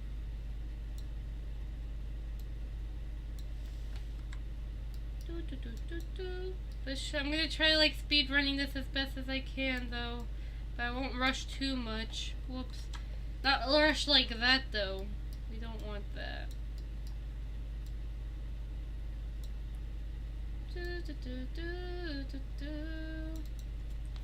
I would love to play Animal Crossing. Did I just yeet out my wings on accident? God darn it. Oh well, that's fine. I still have to. I realized something. I think I forgot to. Oh! I think I forgot to properly do the noise toggle on. Oh!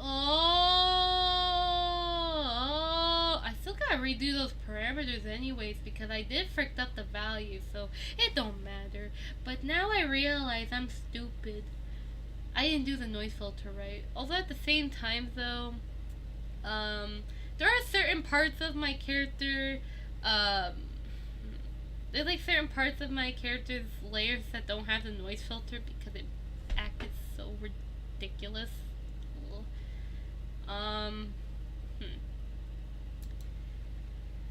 Anyways, carry on.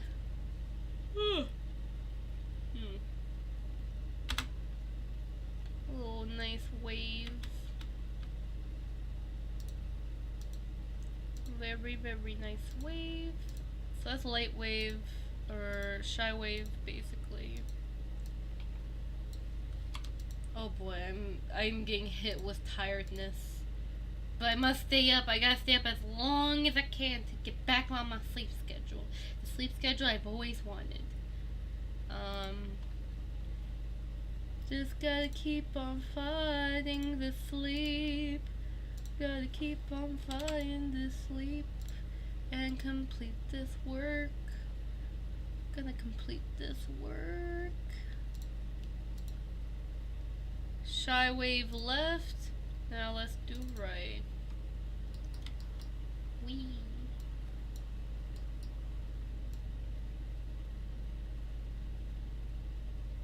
Right there.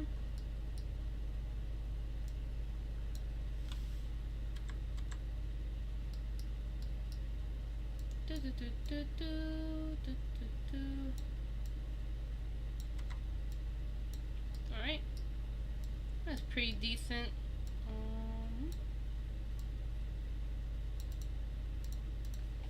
There you go. Now let's the next export it. Do, do, do, do, do, do, do. This one's the right one, right? Yeah, it is.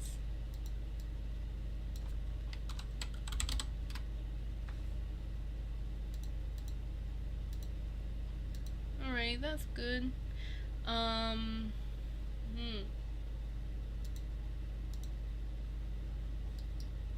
Do, do, do, do, do, do, do, do. Do, do, do. Shy wave. Stylize.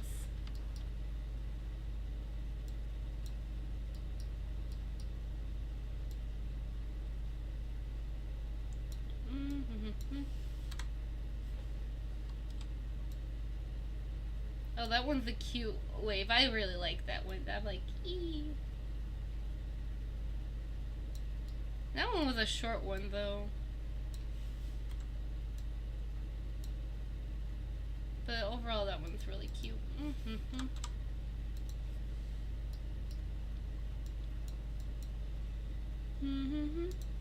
Oh, and I just, I even got an email notification that I heard that Spyro, that game that I actually kind of wanted, apparently is on sale, so I'm not sure if I want to buy it.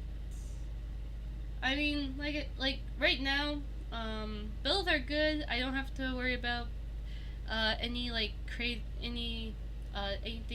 So I mean, I could pay for the game.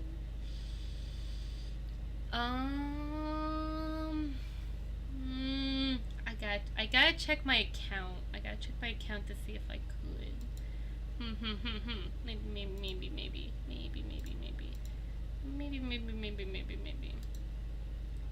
So that one's called Shy Wave what? Or is it Shy Wave? No, it's called something else. Wait, what is that mocap? Wait, that's right.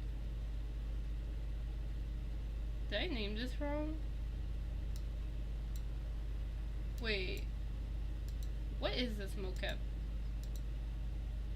Wait, what? Wait, what's the name of this one? Stylize?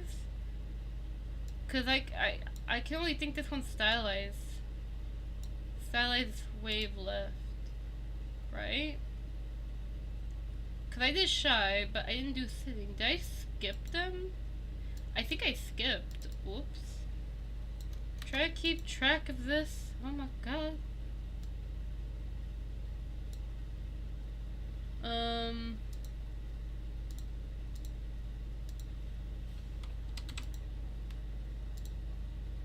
Let me just import the other reverse version just to see.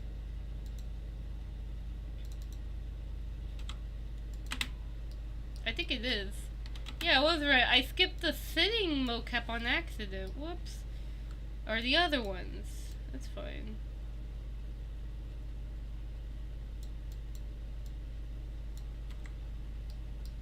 Do, do, do, do, do.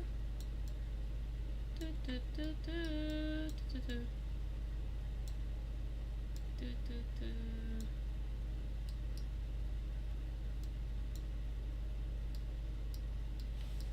Do, do, do, do, do.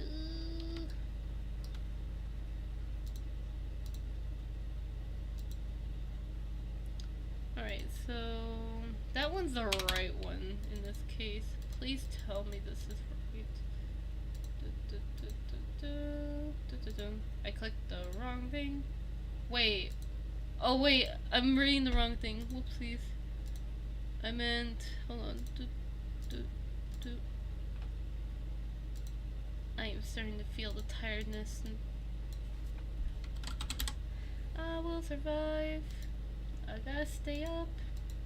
I do not drink coffee, by the way, and I just don't drink coffee, so no coffee. I'm sorry.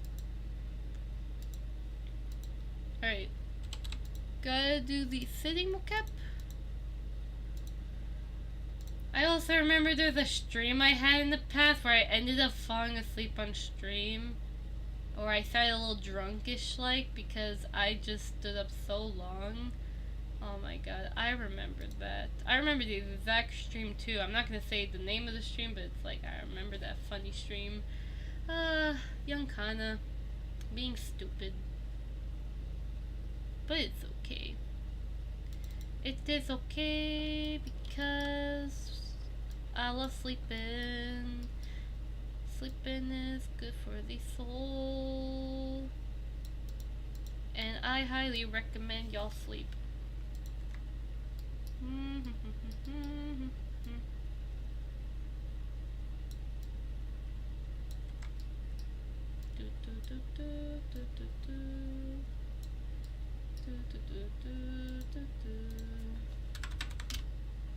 Oh, hold on. Ah! There you go. I always use the numpad. You're vacuuming your room, Fizzy? Oi! Make sure you keep it clean. It's so freaking dusty. I will tell you, also my room can be dusty too. I did try cleaning my room, but I ended up like almost having a sneeze attack. Cause apparently I'm allergic to dust mites as well or something. I don't know. I'm allergic to a lot of stuff. It's not good, but it's not the worst either. I need help on my allergies. But even then, when, cause I do plan, hopefully, I'm gonna take my time really take my time on this. But I want to see if I can probably buy a brand new bed. One that is like more flexible, so that way, cause like my room is still a bit tiny, and I want to have some room for like mocapping, but also just spare space. So just in general, basically, like if if I'm awake and I kind of just want to, have some space to just walk around and just like reflect or something. I don't know. Just basically, I want more space in my room and I want a smaller bed. But at the same time, I really do like how big my bed is because it's like there's so much room, and I do kick in my sleep. In fact, I remember I woke up one time seeing that my table was kind of like slanted a lot, and I knew for a fact that I did kicked it. But luckily, I didn't tip it over. There was a time I did tipped over my table though. I was like at my sister's place when she was in like another state, and apparently my legs had what do you call it again? Oh my god. Basically, I had this instinct to kick, and I ended up like kind of like what rabbits do. I kicked my goddamn table. Oh my god, my laptop literally slammed into the wall, but it was okay. It lived. But I remember that. It's like I try to be careful on where my legs are located, because oh boy, I could literally just not yawn, but just I could kick something and it'll break. Be aware. I try not to kick though. Okay, I think this one's the both wave or something. Wee. Yeah, it's a both wave. So alright. But we're almost done. Just I think hold on, how many mocap files do I have left?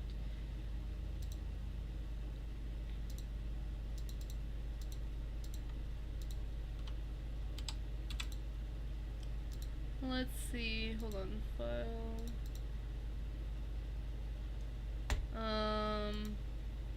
Let's see. 1, 2, 3, 4, 5. Yes, I have 5 left. And, that should be it. And, yeah. It's also gonna be 11 a.m., so it's almost the afternoon. Which is actually good because I have to stay up as long as possible. But I'm not going to stream all day, obviously, you know, because I need my break time and I need time to at least relax but not fall asleep just until it's a proper time to sleep again. And then I shall have my normal sleep schedule again. And that will be a dream come true, having a normal sleep schedule. Sleep schedules.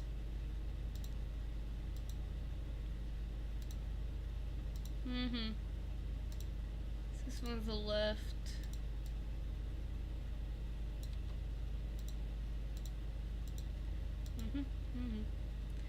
Also, there's also something I was also debating, like, not only am I debating on, oh, should I go with face goods head capture, or oh, should I try the other mocap suit, or oh, what about 2D versus 3D? I have another thing I've been debating on, and it's getting a helmet for my iPhone. Now this kind of depends if I want to stay on the iPhone route instead of face good. I'm probably going to stay with iPhone tracking though, because at least the iPhone tracking is stable for the most part, and hold on, like the face tracking on iPhone is actually pretty stable, while FaceGood still has you know, good tracking. It's just, can I rely on the tracking basically, because a lot of time with how mocap is still pretty new, it's like you still can't 100% rely on it, you know, because it sometimes break a lot or something, you know. So I just be careful with it, but definitely I do see improvements with, you know, mocap. It's just, it's kind of like it needs more time, you know. So maybe I want to see in 2023 on FaceGood to see if it's worth it. If it is worth it, I would like to do research on it, and, you know, depending on how my research is, if I do end up, you know, liking it, I like the workflow and it works good for other VTubers, then I could recommend it, and then I can explain like how does the process goes to making it work. But if not, like if I still can't rely on their tracking and stuff, it's a no-go for me, because I want to get something that I can rely on. And even if it's like, okay, like I can't really rely on the Rokoko mocap suit, but I still love that thing though. But it's like the more I learn mocap, the more I realize, like, you know, you still gotta be careful on the choices you make, because a lot of times mocap is still brand new. Still good to have, it's just very brand new, and it's just, you know, you gotta take your time learning the goddamn thing.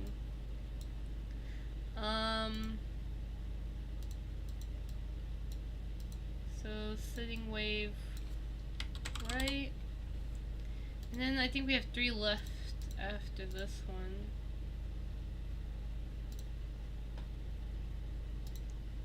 Let's check. Oh, we're almost done. FBX. Yep. Yeah, we got 3 left. Woo!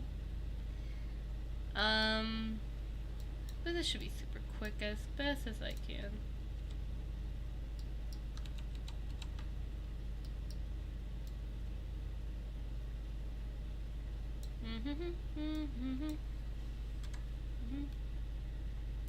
The future awaits when it comes to so much stuff. Also, I haven't stretched in like 4 hours. Let me go ahead and actually stretch for a moment. Ow. Ow, my back. This is what what happens when you never stretch for 4 hours. Oh my god. Ow. I just had to do that. Had to crack my elbow. That was my elbow doing that. That's how long I haven't been stretching for.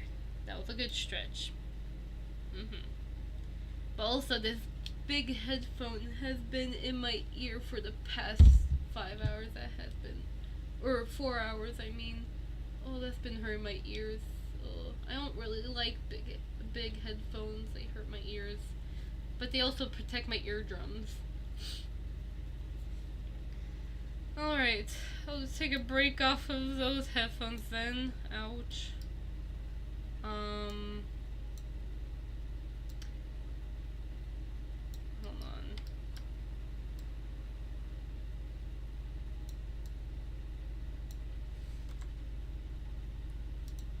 Alright, 87. And then 2 more left. 2 more left. Oh, my ears are ringing. Wee.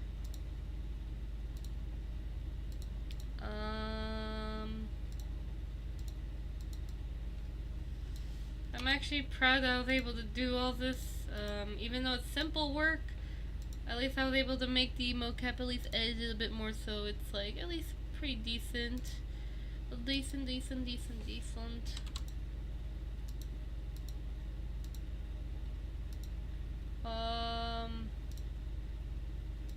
And then we have one more after this one, and then, ooh, we have finished 1 pack, and I need to break my back again. Oh boy, I can't believe I'm turning old. Oh no. The day, if I still, like, after like a couple years, I still do like this whole YouTube stuff, you bet that my hair is going to be white when I'm older, and that is okay. Like, if I do end up still being kinda as like when I'm like freaking goddamn 60, yes, my hair will be white. I cannot stop that. RIP. Unless I'm really lucky that my hair will stay brown, but it's probably gonna be white, and I'm gonna be like, "Hi guys, my hair turned into snow." I think I could think of it like that, like, "Hey, my hair turned into snow. What do I do?" Oh no. But I would love to be known as that 1-3 mauler who's been doing like 3D for at least like 50 years. That would be a goal that I would love to do. Be a 3D peeper for 50 years at least. I will try to do more if I can, but that would be a very nice goal. A very nice goal to achieve. Alright, now we're on the last one, and then I'm going to say away. Away! Free! Okay. And... okay. Simple edit. Simple edit. And we're done. See, that wasn't that hard. It wasn't that hard. It's pretty simple, and if you have to edit even more, once again, the process is very simple, just time consuming, and that's all. But there you go, I finished all 30 files, or at least I hope I finished all 30. Let me check. Yep, I did all 30. Yep, I checked the folder, it says 30. I'm happy.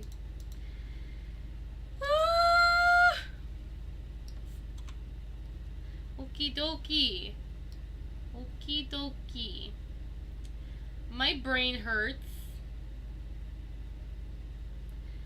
I really want to sleep, but I can't.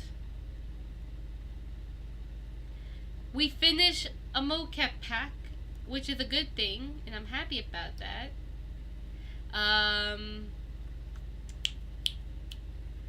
now it's just so now I just have to do 4 more stuff. It's just okay, so for those 5 I have to just go make a video on each of the mocap, and I'll do that in my spare time. But I'll make a video showing the display, and hopefully I'll set that up on booths.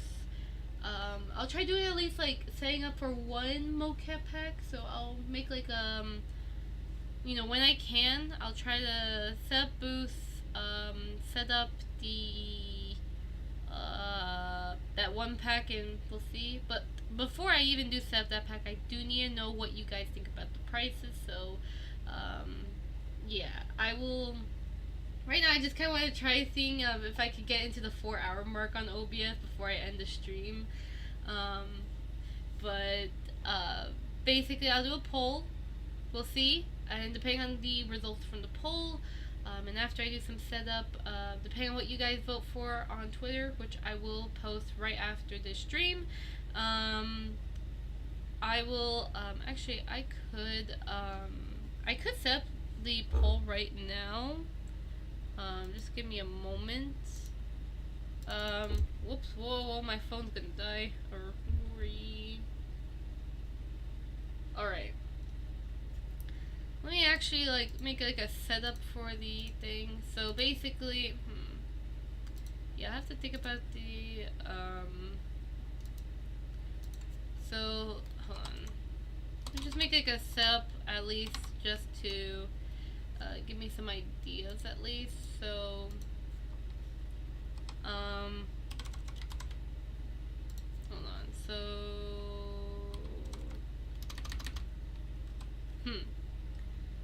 alright, well, I'll work on the poll thing a little longer later, because I have to kind of think about the range, because I don't want to go too crazy on the ideal price range, but it's like I still want to make sure like I give an idea. I want to get an idea on how I should charge the mocap files, but I also want to make sure like here's the thing I want to make sure is that while yes, I should be able to be paid a lot for the time I took on the recording of each of the mocap, you know, playing things out, and also basically, you know, just at least like doing the quick little edits I've done just now, which is, like I said, super simple to do. But I understand, you know, the equipment that I use to be able to do the mocap, you know, is expensive and stuff. While yes, I should be able to be paid a lot, you know, for the mocap samples. Once again, I have to keep in mind that, you know, there's going to be some people who will only, you know, people who are hobbyists who cannot like afford like a $500 or $100 mocap pack. In fact, that's a little too much. So I want to make sure it's affordable as I can for you guys, but it's also fair for me. Which is why like around like $50 is what I would be comfortable with. $100, I feel like that's a bit too much for other people.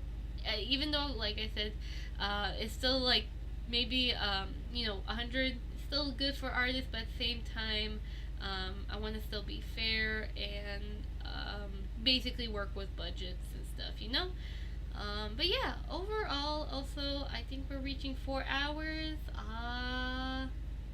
What I see on OBS does not match YouTube time, sadly, so rip in pineapples. So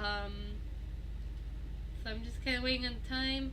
6, 5, 4, 3, 2, 1, and it says 4 hours. Woo! Hopefully YouTube also says that. Let me check. Does it also say it? Oh no, it's only like a couple seconds longer for YouTube though. But even then, okay, 5, 4, 3, 2, 1.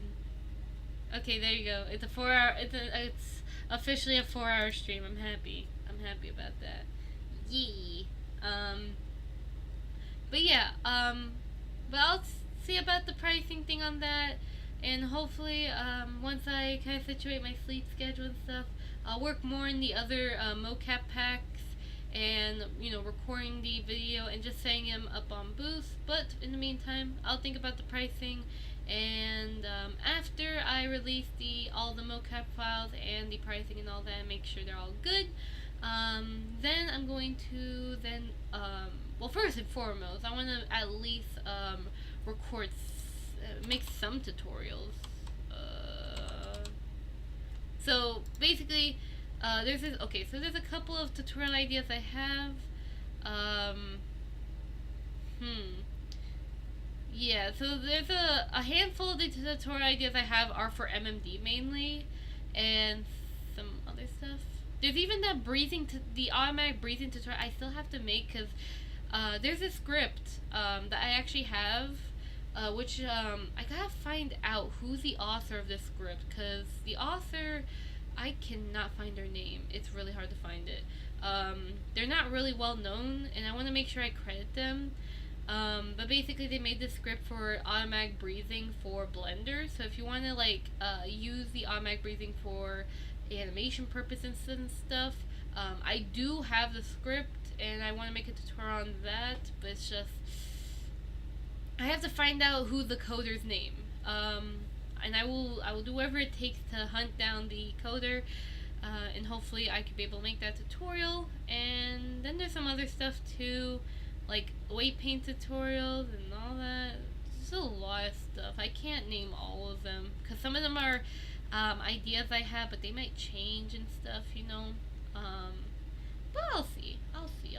But yeah, that's pretty much all I have to say. So though, I don't think I have anything else to say, and I'm quite tired, and I do want to stretch and maybe have a bit of something to munch on, I guess. But thank you guys so much for popping up on the stream. Thank you for you know, taking a look at my new Live2D model. I'm really happy with how it came out, but stay tuned. Oh my god, yeah, so gushing over how cute the model turned out. Yes, I'm happy the model came out super cute. Oh! It is so adorable. Yes, look at the eyes. The eyes are super cute. And yes, big shout out again to Fizzy. Thank you, Fizzy, for illustrating this adorable model. And I'm really happy the rigging came out super cute. Thank you, Fizzy. Thank you, Fizzy. You deserve the heck ton of money I sent you. And hopefully,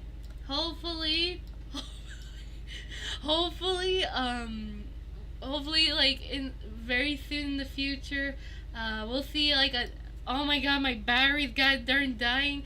God darn you, iPhone. Why aren't you even charging in the first place, iPhone? I will beat you up, iPhone. Anyways, beside my iPhone being stupid, hopefully in the future, you know, when I work more on my 3D model, which I'll try to work on after the mocap packs, once the 3D model is like all up and going, hopefully, Fizzy, you're my wingman, that there'll be an official reference sheet of my character, that's hand drawn by Fizzy. So that way, you know, if anybody wants to do drawing and stuff, there's that art. Also, on the other hand too, I still need that reference sheet, because oh boy, it will help for like future stuff when I'm experimenting. You never know. But even then, yeah, the reference sheet, and even new profile picture too. Yes, there'll be new profile picture. And also I do plan on also updating my overlay, but I'm actually going to be doing that myself though. I gotta figure out how I want. Ow! No! iPhone, why? I hate this mounting, but I can't change it. I stick with tripods. Anyways, this is a sudden death. Anyways, oh my god. iPhone, you're so violent. In fact, I think I might have to buy a new tripod. This one's actually breaking. Oh no. Anyways, as I was saying, 3D Kana, new reference sheet from Fizzy. I'm gonna be doing my 3D model and it's gonna be as expressive as heck. I'm excited for it. Hopefully it'll come out well. It's going to take time for the 3D model, but after that, it's going to be really good. Mocap files gonna be on Boost eventually. I have to figure out how to set it up, but hopefully it'll be there. After all that, I will say yes. If you're interested in commissioning me for whatever the heck, by all means, my commission form is completely open. I'm open for commissions, and hopefully it'll go well. And yeah, that's all I have to say. Big thanks to Fizzy who drew the Live2D Kana here. I'm really happy with it. This model is super duper cute. And yeah, with that being said though, if that's all, yeah, this is pretty much all I have to say. But yeah, thank you everyone for watching and seeing my new Live2D model. Stay tuned for more stuff, and yes, I'll also be remaking this overlay eventually. But yeah, that I just had to look for a button. But yeah, with that being said though, heika sayonara everyone. I hope to see you guys next time, okay? Bye!